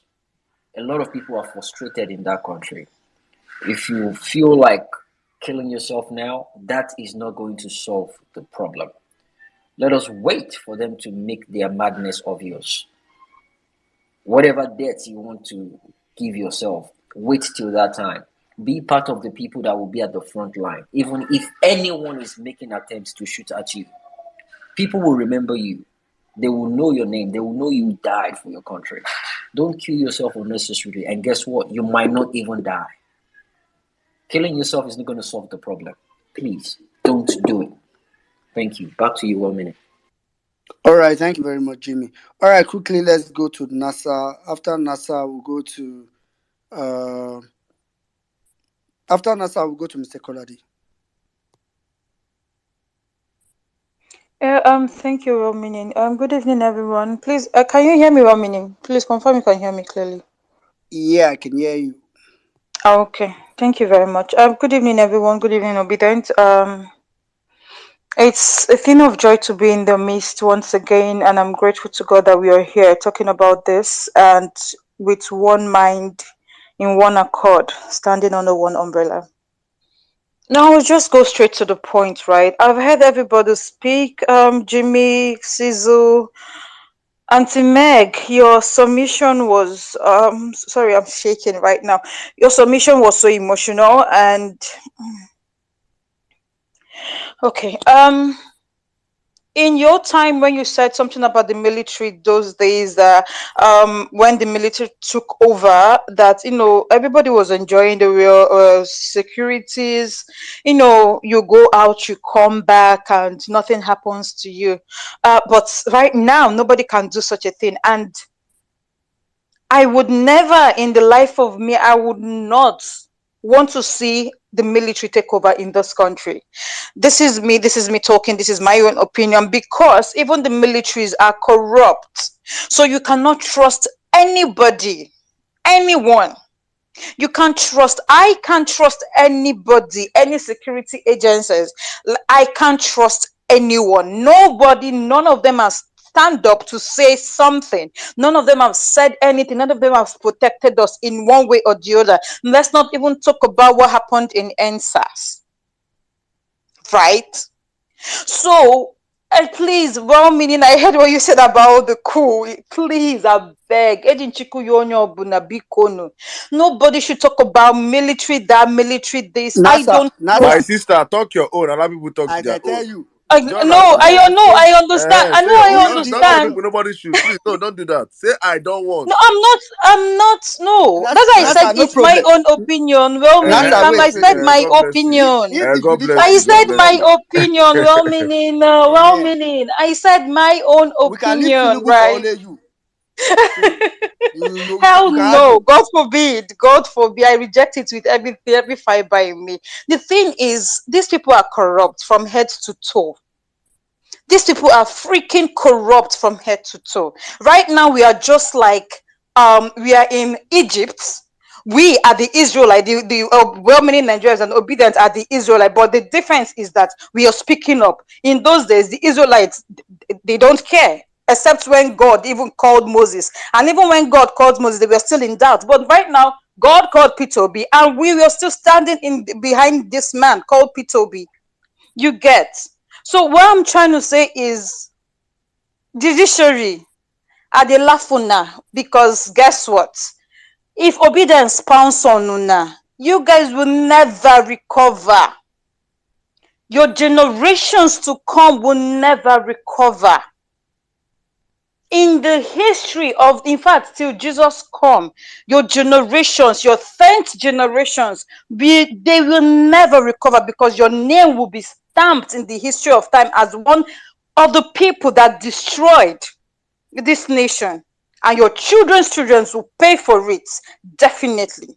So please, if you no want make we use una blood, just like what the Israelites did in Egypt, where they had to use the blood of the ram to, signify their own rooms. If you don't want that thing to happen to you, please, biko makachuku binenigwe, I beg. You guys should do the right thing. We've been chanting and screaming and even praying. But people that do fasting have even to the point for me to convert my mother that doesn't like politics. She has started praying for Nigerians. She has started praying for politics. Praying that Peter Obi should come to power, praying that the judiciary should do the right thing. For my mom to begin to pray for, so you should understand the limits, the extent that I will go. Please, enough is enough. We've had enough. People died for these things. People got blind for these things. People became, started working on wheelchairs. People are on wheelchairs right now for this thing. So please, Ejo, Biko, please, you guys should just, okay, just do the right thing. It's easier said than done. Do the right thing. This thing would have ended a long time ago. By now, we would have known like where we would have gone with Peter Obi in power. By now, we're not going to talk about this thing. They rant about this thing. Headache, they worry everybody because of una. How many people were not there? 4, I'll be 5. How many? Please, you guys should do the right thing. I take on and beg everybody. I beg. All right. Thank you very much for a minute. I yield. All right. Thank you very much. So, just for clarity purpose, everything we are doing is step by step. For me, I think the judiciary is the last peaceful step to changing Nigeria. And I mean, that's really the honest truth. It's the last peaceful step to changing Nigeria. After the judiciary, if they do the wrong thing, that's why, because for someone like me, I want it to end at a peaceful step. If the judiciary does the right thing, all well and good, we start making progress. But one thing is certain, if for any reason the judiciary does the wrong thing, if for any single reason the judiciary does the wrong thing, then we have the choice. There are two choices after that one. Either Nigerians, I hope it's Nigerians that will do it by themselves, right? Either Nigerian. So it's either a civilian coup, like someone said earlier, a Nigerian coup, or the one thing is said, what I just know is that Tinubu cannot be president of Nigeria, and that's a given. So I don't want, that's not negotiable at all. As if for me, and that's where I stand. All right. Let's take Mr. Kolade, then we'll come to real level base. Mr. Kolade. Sorry, before Mr. Kolade go on, please, guys. Meanwhile, don't forget, please, we are trending Fashola free Chike Bezim now. Please don't forget the hashtag, please, and also Disqualify Tinubu now. Please, that is the least we can do as a people. We are close to 900 here. We can have 900 tweets to those hashtags. We are close to 900 here. Retweet the space, share the space. Let us come back with our numbers over here. And finally, we said something on the platform. Power Facts now give every day 90 seconds daily news recap for the day. Every day we're bringing out 90-second news recap. Just a very short video for you that after your whole busy schedule, you cannot go and sit down and start watching 1 hour news. We break it down in 90 seconds. Amazing job that we're doing there. So please, guys, it's up on the Jumbotron. When you see the news, please share the news, like the news, retweet the news, spread it as far as possible as you can. God bless you all as you do so. Thank you, Eminem. Back to you. Yeah, parallel fact now do well. Meanwhile, I think we have what's it called? Sorry, Tinubu was qualified trending, but I don't know why people. I don't know that as selfishness to trend the other one. Meanwhile, I can see all eyes on one thing. There's one all eyes. I cannot even mention the name. I cannot even mention it with my mouth. Trending. I'm seeing one all eyes. As in, you have obedient. There will be still all eyes on something. I cannot mention it in my mouth. Trending. When all eyes on the judiciary. Mr. Kolade, go ahead. After which you come to real level best. My brother, good evening to you. Mr. Dan, good evening. Oga Jimmy, good evening to you. To everybody out there, I salute everyone. I've been listening all day, and in fact, Sizu, God bless you. You're good. You really made my day today. And to Meg, you too. Before the break or before this thing. Oh, for me, I want to throw the line of Sizu. Auntie Meg has made it clear. I used to hear such stories because in my own time, I know I used to go to school with is it less than 5 men or thereabouts for myself and my younger sister. So, but this is what I want to say. Judiciary, I will also not beg you. I'm not begging you people again. You've had the good share of the country called Nigeria. You are where you are today because that's your job. You are being paid by the taxpayer. These same people who do not have, these same people who are struggling, who are asking for what is right, are the ones paying your salaries. And you say you won't do the right thing because of what? Because of one person's money? Or because one person is bigger than the whole of Nigeria, or one person is bigger than the law? You won't want to go through that line. It is not business as usual, and it will never remain business as usual again. And one thing I also want to affirm right now is whatever it takes for us to fight and win this battle, me personally too will commit to it, and I will fight it in my own way. Some things I don't know how to do, but some things I can do and I can do real well. I make a living from it, and you don't want to even see that side of it in Nigeria because you can't stand it. So please, and now please, if you know that in quote your name is what it is, don't do the right thing. Don't. Thank you. I yield. All right, thank you very much, Mr. Kolade. Thank you. That's what I used to say. The truth is that everybody will find out battle their way. Please, if you know you were in the speaker section before we crashed, I can see your request. I know you guys. I'll bring you up as soon as we have spaces. And those of you that also had requested before, just be patient. So we'll go to real level best. After real level best, we'll come to we'll try Mr. Peter Ame again. Real level best, go ahead. Right, 1 minute. Since he was speaking before the space crashed, I don't know. Can just let check on him whether he's up now so that I can speak. Then after him, I'll come. I'm up. I'm here. Okay, you can go ahead, sir. Okay.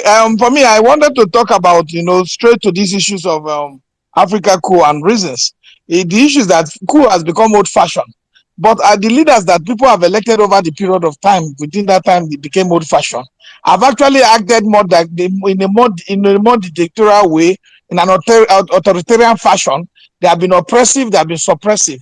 They have created hopelessness in the land. They have even made their citizens to be more afraid of government. Government is not made that people should be afraid of. It is those in government who are supposed to be afraid because government is beholden to the people. The people are not beholden to government. And for this reason, they have already depressed our society. For a long time, we have complained, those of us who have been in the political party management system, have complained that though Section 221 to Section 2210 provide that there be a multi-party democratic system in Nigeria, and that Nigeria will choose from any political party and promote it, and then promote themselves, and then go to any platform to contest. There will not be monopoly on how people contest election, but it has failed. And for a long time, we have said Nigerian citizens have been very docile to the issues that concerns them, and because of that, Nigerians have been taken for granted. And then for just once in my lifetime, after being the national chairman of a political party, I discovered that people took up their interest in how Nigeria should be governed, and they participated. The civic continuous voter registration, people came out with their resources, people mobilized people from community to community to be able to canvass for the candidate of their own choice. And for that reason, election was conducted based on certain how they call it conventional electoral provisions, which says that INEC should make guidelines that will make sure that elections are conducted. INEC went ahead to make guidelines that election results will be transmitted. INEC truncated that. And truncated that. People protested for at the gate in Lagos. They were attacked. People died. People were missing until we later leaked that there was going to be mass burial. We didn't see that. This is not democracy. This is not the ingredient that makes democracy up. Democracy is about freedom. Democracy without freedom is also dictatorial in its nature, in military in nature. Democracy that do not allow people to voice their voice. But the issue, basically, that these things are failed. And Nigerians in this period of 2023 should be given an award for what they did with Peter Obi Brown and what they did with Labour Party. How they make sure that the two traditional political establishments that have always determined our process, because they have gatekeepers in each of these polling units. They have gatekeepers in the rural area, because where our elections are mostly rigged are in the rural areas where people are not as exposed as the urban cosmopolitan cities. And these are where our elections are, where money even play a higher role in our electoral process. And if we know how obedient were able to mobilize themselves, how young people were able to go from one place in Zamfara to another place in Delta, for another place in Sokoto, to be able to speak to people, to make them understand the need to vote for candidate of their choice is something that is a miracle that I have not been able to come in terms with based on my many years in party management. And if we now look at it round, the failure of governors. Our governors see themselves like emperor. Nigerian state governors see monthly allocations from Abuja as their personal money. If you want any physical development in your community, you must go to the governors to prostrate before them and sing their praise to high heavens before you can consider worthy. In fact, people hail and praise them for paying worker salaries. They spend their allocation without accountability. The houses of assembly are like puppets. The houses of assembly are just there to earn salaries and support governors, whereas they are sharing powers with the governors of the state. They are supposed to put check and balance in place to make sure the governors do not oversee this ban, but the governors have taken everything under their wings. I am telling you, in the line of our governance system in Nigeria, the Nigerian governors are the most powerful. And that's why you can see that people like Wike can say whatever they want to say. They can be arrogant in their state. They can suppress people's view in their state. And the judiciary cannot do anything because of the way there's no direct line charges, where the money will come from CBN directly to the judiciary, where they can pay their salaries. If they do anything, the governor will withdraw their salaries. If the local government council that was established by the instrument of the constitution in section 7, subsection 1, are no longer as useful as they are supposed to be.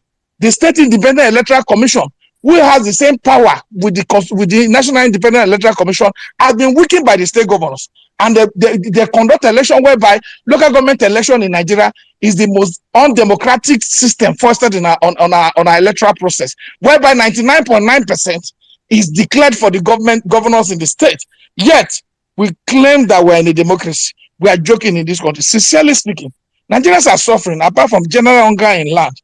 There are complete absence of social amenities in this country. You go to community health centers, you go to primary schools in this community, because these things are under the control of the governors. They have already stolen every fund available because of the mistake that the constitution made by creating local government and state joint accounts. That state joint account, you see, the governors are withholding it. They give state governors as they like. In 1993, there was a local government chairman in my place in Olamaboro in Kogi State. Ako, he told the governor then that I'm a small governor, because at that then our constitution have not been this bastardized with the 1999 version. That I'm a small governor, his money comes directly from CBN. He runs his local government with so much autonomy, and everybody was acting in line with their respect. But today, nobody share power with the governors of the state.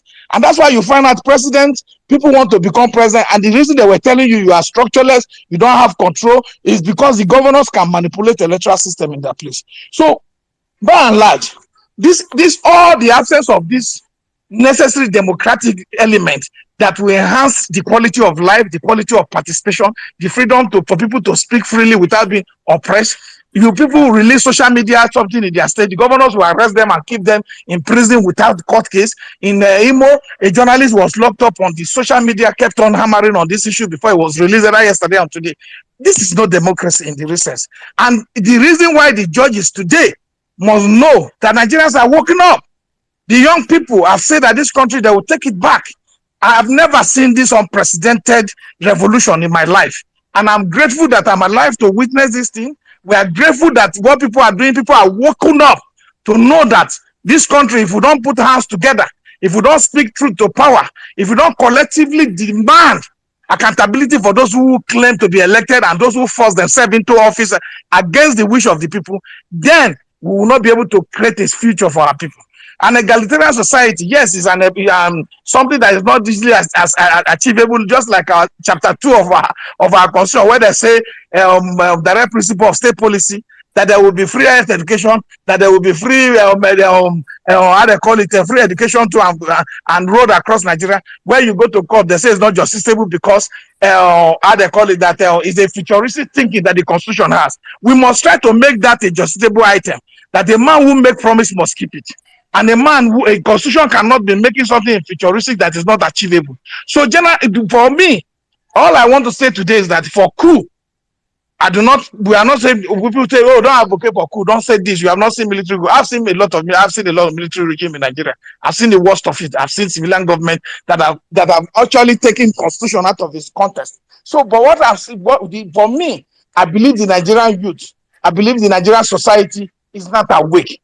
And that being awake is enough joy that one has to live and say, yes, tomorrow will be better. That those who conduct elections without respect for our people. Even INEC chairman today, he can't even speak in public. If you notice, it's after 2023 election. He's been broken because they thought they could just rig any election and then walk away. They thought they can just do anything to Nigerians and then just imagine how young people went out. And then you just come and just announce result by 4 a.m. If there's only a thief that comes in the night, it's only a thief that comes in the night. If you want transparency, if you want credibility, if you want people to accept whatever you are trying to do, you must do it in life. Somebody was with one of the spaces. Somebody said, don't blame INEC chairman. He asked people. Then there's no need to have INEC chairman if he cannot supervise those people that he has put in the field. If he cannot make sure that he does this thing in right, if these things are done in line with the provisions of electoral and the guidelines that was written with their own hands. Because what they are trying to say, they say, no, it's not the electoral. But the electoral stated clearly that INEC will make guidelines for how this result will be transmitted. And INEC wrote in their paper where they said that this thing will be transmitted will be uploaded and will be transmitted every time from polling unit. Because let me tell you, the fraud in our electoral system is just one place. There's no fraud anywhere. If you can hold that place, we have done advocacy in this for the past 10 years. If you can hold that place, you have held the fraud in Nigeria. And that is how electoral result is transported from polling unit to from ward collation center to local government collation center, from local government to state. As if you can arrest that the electoral result does not leave the polling unit until it's transmitted, then there's nobody that will lay this result on the road.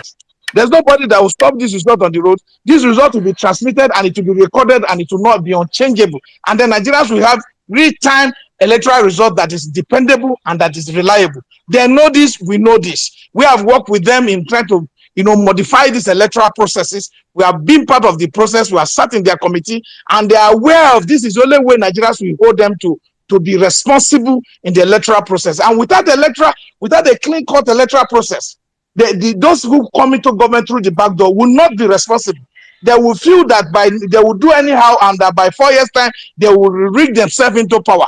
But as soon as they know that people will come by 4 years' time and give them a score by voting them out or voting them in to continue whatever they have done, whether it's good or bad, the system will start to sit up. The reason that our system hasn't worked is that the electoral impunity has encouraged those who does not have the interest of the people at heart to continue to manipulate and steal our commonwealth, and then say you go to court, nothing will happen.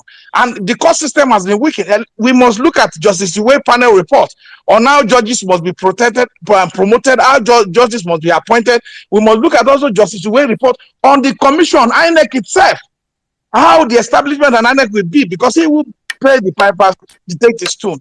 I don't know. Is it time for me to stop? Yes, sir. Can you just round up 1 minute? Go ahead, sir. So we must look at all this and then say, if we're in a democracy and we're afraid of coup, if we know that the military regime will also suppress us, if we know that military regime will also do this against us, then we must also now reestablish our democracy so that young people and everybody, every citizen of this country, we have a voice, we speak without being afraid, because democracy without freedom is dead. Thank you. Wow. I need the mic. Thank you very much, sir. Thank you. I wanted to ask if your papa really level best. So that You said? if your papa really level best, because that was that was thank you very much, sir. Thank you. very much. Ever best na my friend and my brother. And I know. Thank All you. right, and thanks for all you do. I know. I think I even saw you in court today with Governor Kempela as well. Want to So thank you very reclaim much. Delta State at all costs. Thank you very much. Thank you very much, sir. Thank you very much for all Thank you do. you. Thank you. Hello. All right, thank you very much, sir. Okay, releva best. You all know say I don't already hear your submission. I don't know what you want to talk. Now 3 minutes you get 3 minutes. Hi, brother. Good morning, good afternoon, good evening, depending on perspective from. Please, quick word. All these people that say good morning, you people should come and Saddam, please, this your people here. They should come and bring what they call, is it copyright or what they call that now? And there was a guy that was talking about sweet angel. Oh boy, I beg you, just mind yourself. Don't be. My people say they need to use something they put for ear, they put for eye. I beg. Anyway, quick one. Thank you, my chief. That's my chief. That Nigerians are tired. This thing we are doing here. This we are. People are saying, "Oh, young people in the special, what they call us now? Young people on social media that are just talking and shouting." My brother, the people that is in this obedient movement, they are not small boys and small girls. So, some of us who went through this campaign, like we met people. There are Nigerians who that they've made money. Even some of them made money in politics and not the rest of them. They are tired in Delta. As Green Pastor, we met people in Delta. Like these men have money. These people are people who have been in government and they say they are tired. These are the people who came and said, no, Nigeria cannot continue like this. A lot of people, like with this man that just spoke now, Chief Eme, at least you heard him. At least from all he said, you see that this man has been in and out of government and he has served himself. He's from Kogi State. He went to run election in Kogi State and he saw the poverty in that state when he went around that state. And like they rigged him. He spent over 400 million. And this 400 million was just for him as he was confronted with poverty in the places I was going. He was just moved to help people. And yet the people voted him and they rigged him out. But because it was not just about the election, there are a lot of people, that invested. Some people came from Canada, some people came from abroad, they have not gone back. I've met men who came from abroad. In short, there are people who came during NSAS. They've not gone back. Like some of them, their families are still abroad. It's not that they're not doing well. Like they are tired. Like, how can they be abroad and Nigeria is just going down? Some of them came during that NSAS to see how they can bring about that revolution. And some of them did not go back till today. And some of them are still, a lot of them were in disobedience and they are still fighting. Those are the people. Let me tell you something. I met some people today, after we came back from court. These are men. I'm not talking like Papa, like in people's father. And the man was telling me that, does the people think we are joking? That we have their numbers, we have the number, where they live, their children. Do they think that we are joking? So this thing we are talking about, it's not a joke. It's just, if it's just, we are talking on space. No. I know that all of us in this space, you understand, we are serious, we know what we are doing and not dress of them. But we also meet people who don't come on space and not dress of and see what they are saying. These are men, they are not hungry, like some of us. They are not jobless, like some of us who have. They are not. These people are people who have the best of Nigeria. Who, if they keep silent, nothing will, it will not. But they are saying no, this thing cannot continue. So Nigeria has gotten to, Nigeria has gotten to the last point.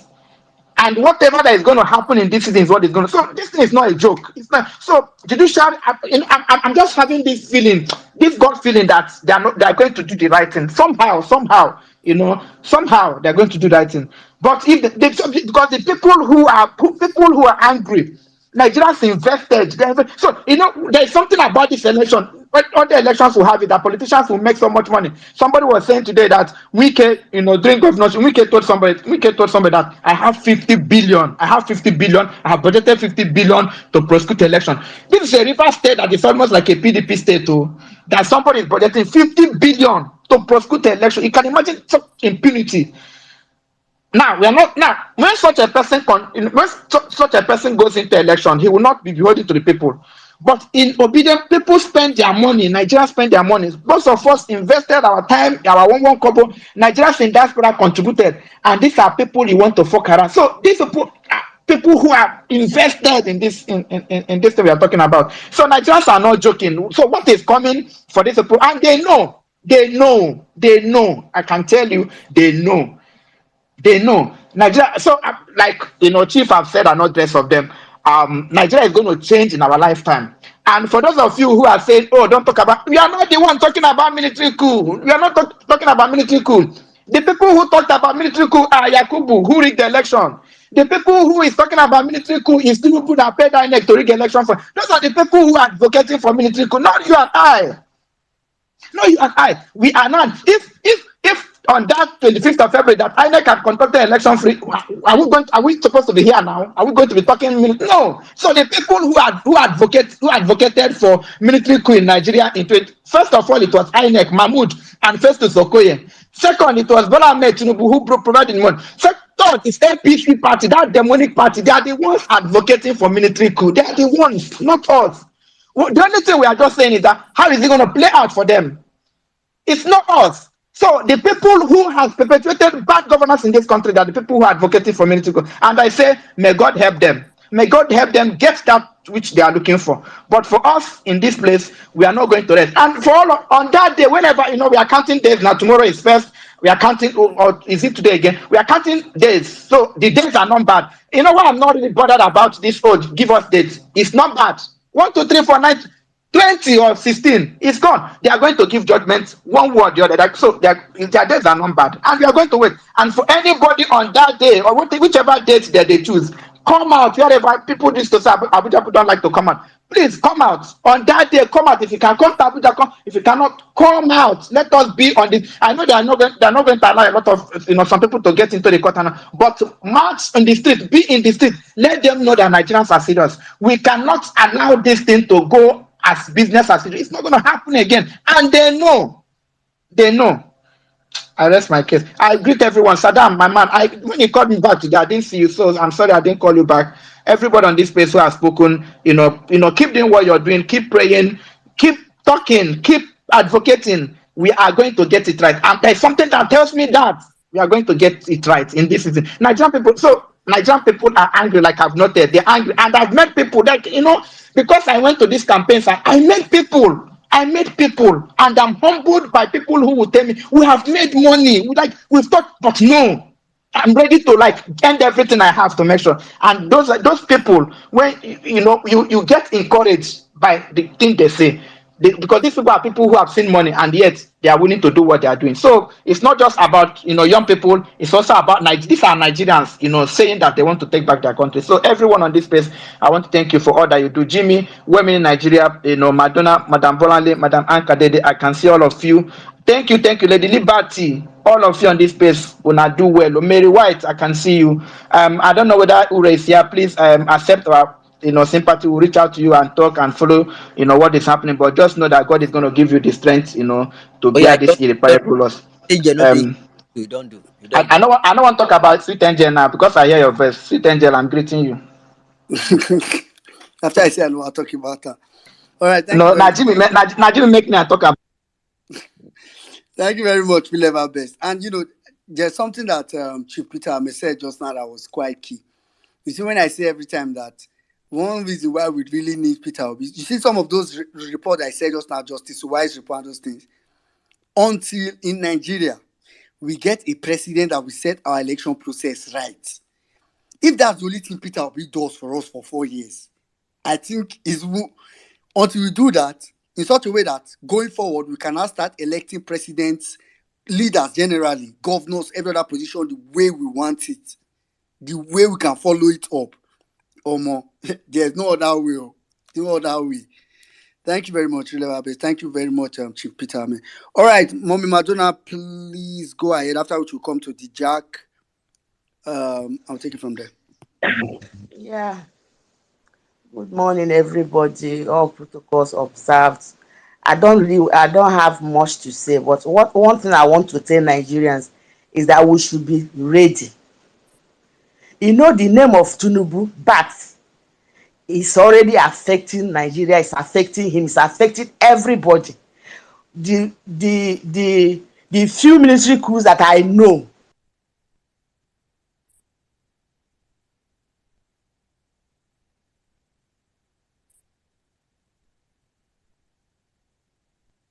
Was that me? By 4 a.m. I want to tell Nigeria that we should be ready, prepared, battle ready, because this court judgment is, they are going to announce.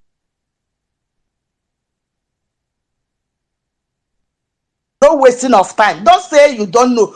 Today is now first. Every day, put on your whatever you want to use to go out, so that any day they do crime, everybody on the streets.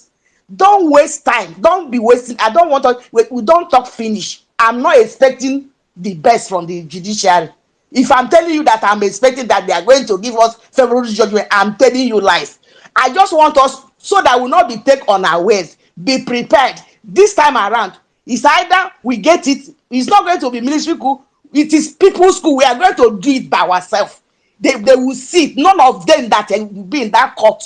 We go get out of that place. We start from them first. I just want us to, this result, this judgment, just know that you will hear that they've announced giving the judgment.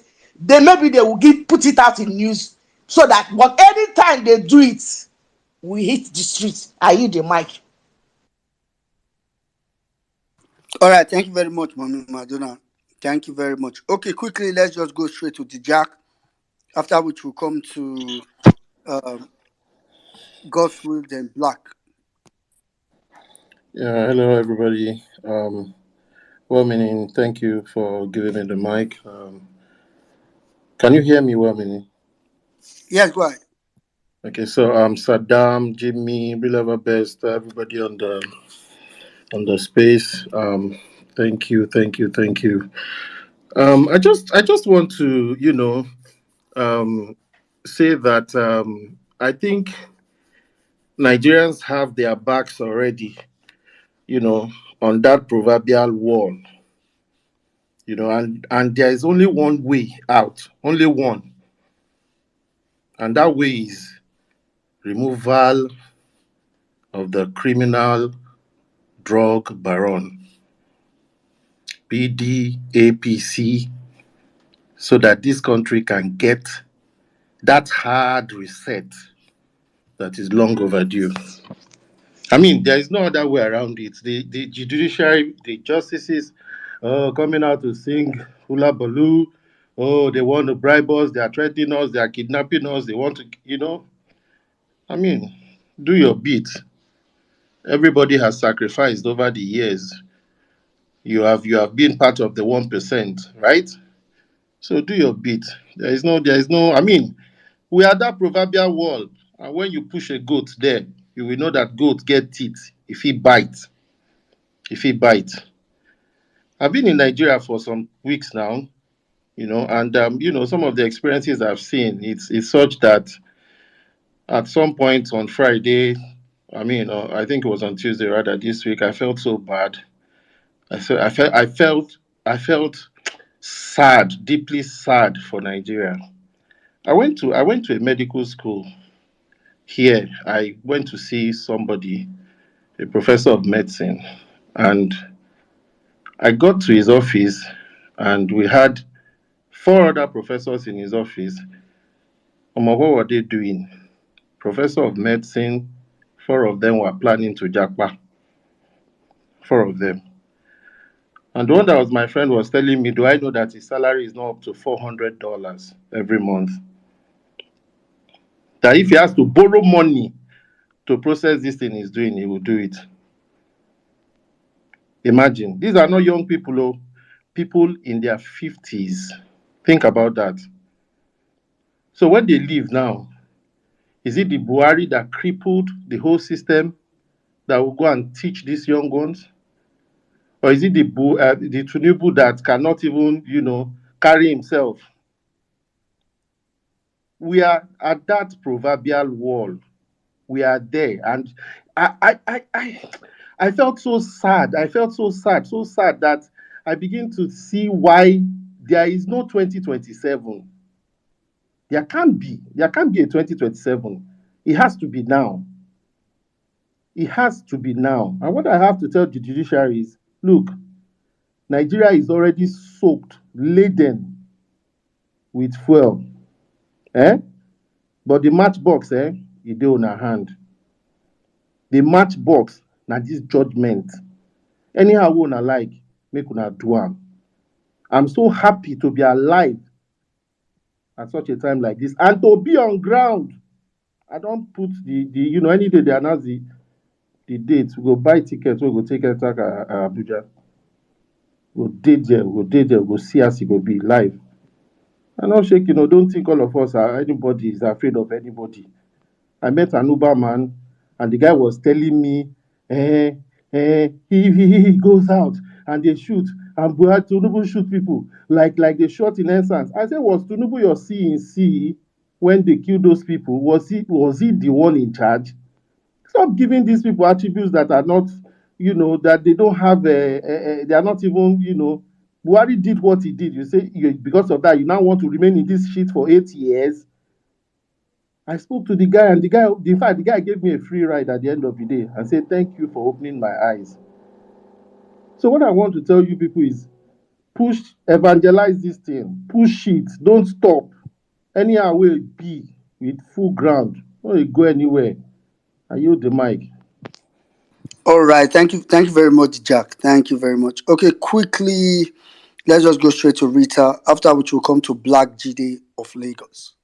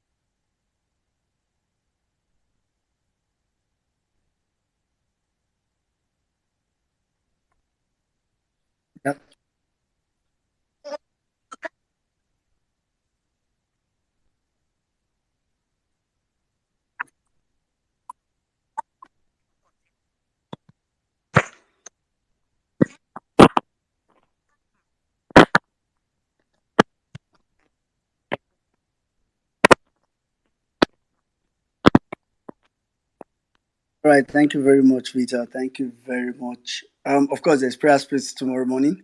Then there's prayer space on Sunday tomorrow morning by 6.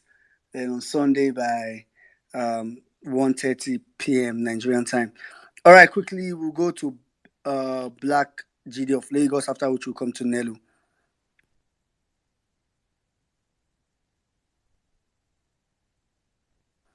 GD of Lagos, are you there?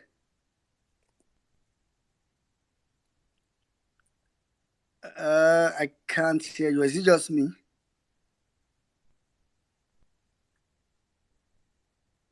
Yeah.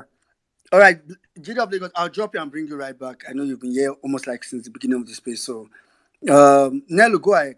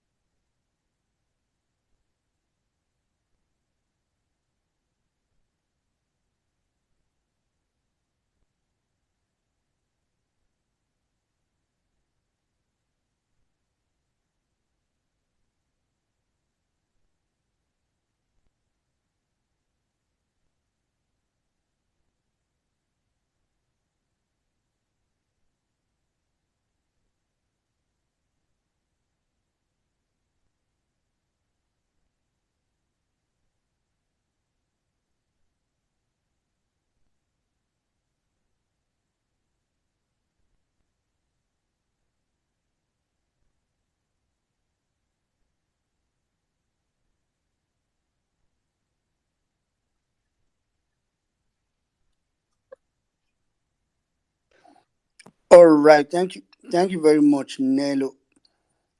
And I actually think the space is somewhat under attack. So, but anyway, David, can you hear me? Yeah, go ahead.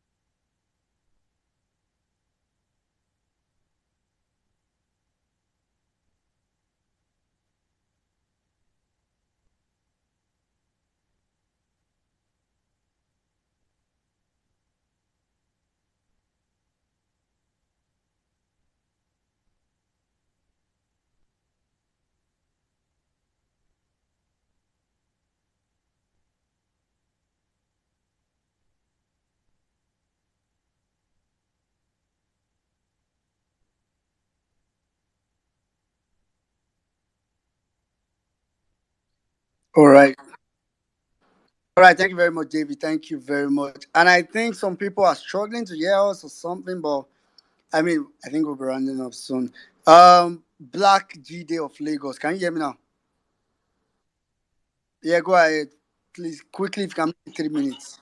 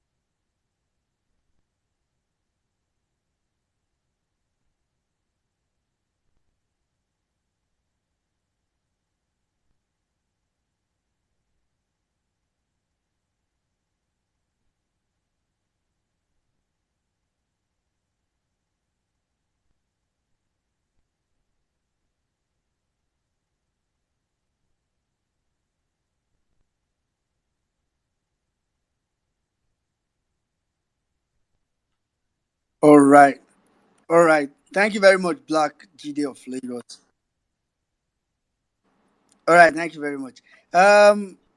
Cindy, please go ahead.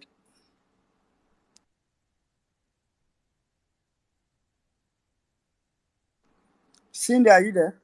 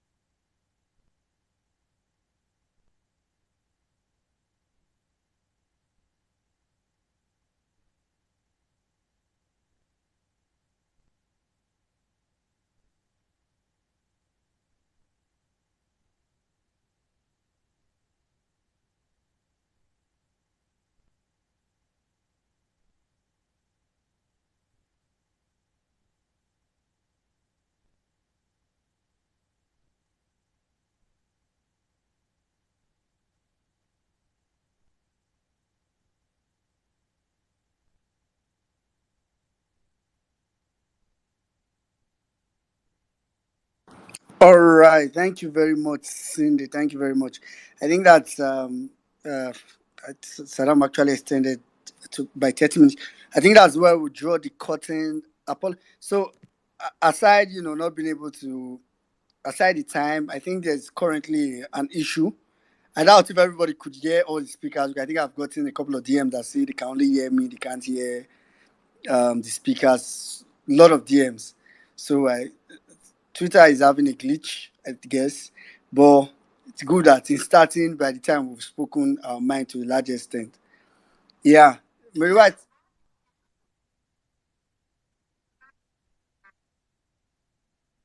yeah. Yeah. I think I kept seeing like the numbers dropping. Then, Mary White just told me now that she's hearing just me. So I think everybody, everybody, if I'm the only one you've been hearing, even our grace, they my head. But apologies for that. So I mean, even if you are requesting the mic now, if I bring you up, probably you won't be heard. So apologies for that on behalf of Elon Musk. And please, guys, let's keep using the hashtags. Um, I mean, for me as of now, the hashtag all eyes on judiciary should be a default hashtag on any tweet you want to make. Should be a default. So it usually pains me when I look at the timeline and I don't see hashtag all eyes on judiciary trending.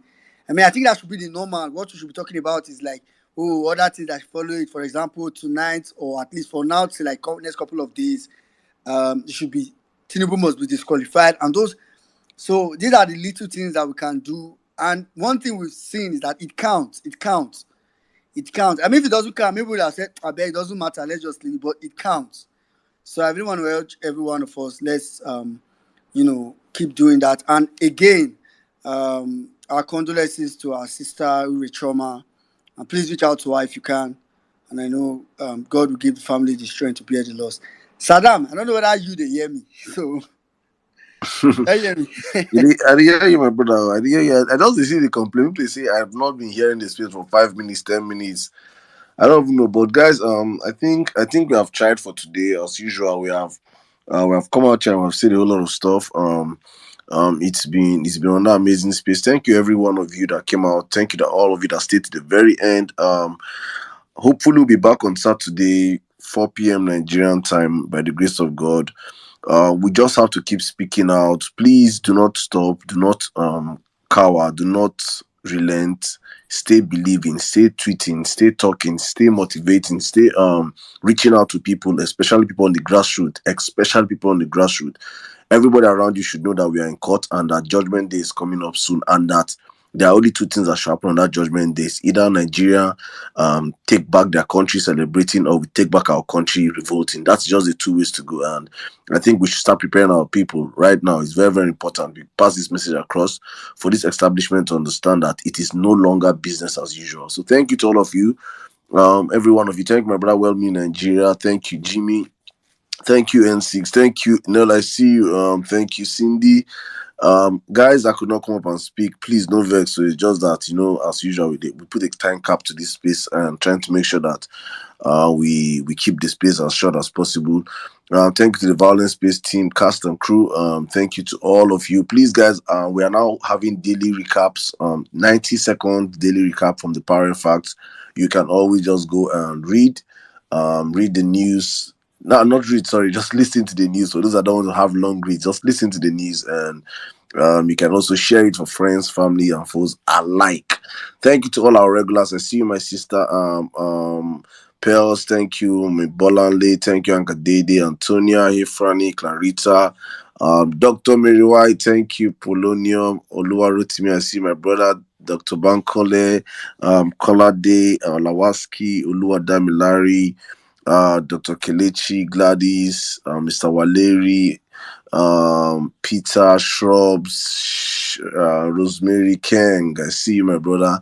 Thank you to every single one of you. Lily, I see you. Thank you, David. Thank you, John Vic. Longest time, bro. How you doing? Thank you, Bobby. Thank you, Chulo. Guys, thank you to every single one of you. Thank you. God bless you all. We'll be back here on Saturday, God's willing. As you always say on the platform, is for God and for country. Stay strong, stay believing, stay pressing their neck, and stay tweeting We'll be back here on Saturday. God bless you. Good night and stay safe.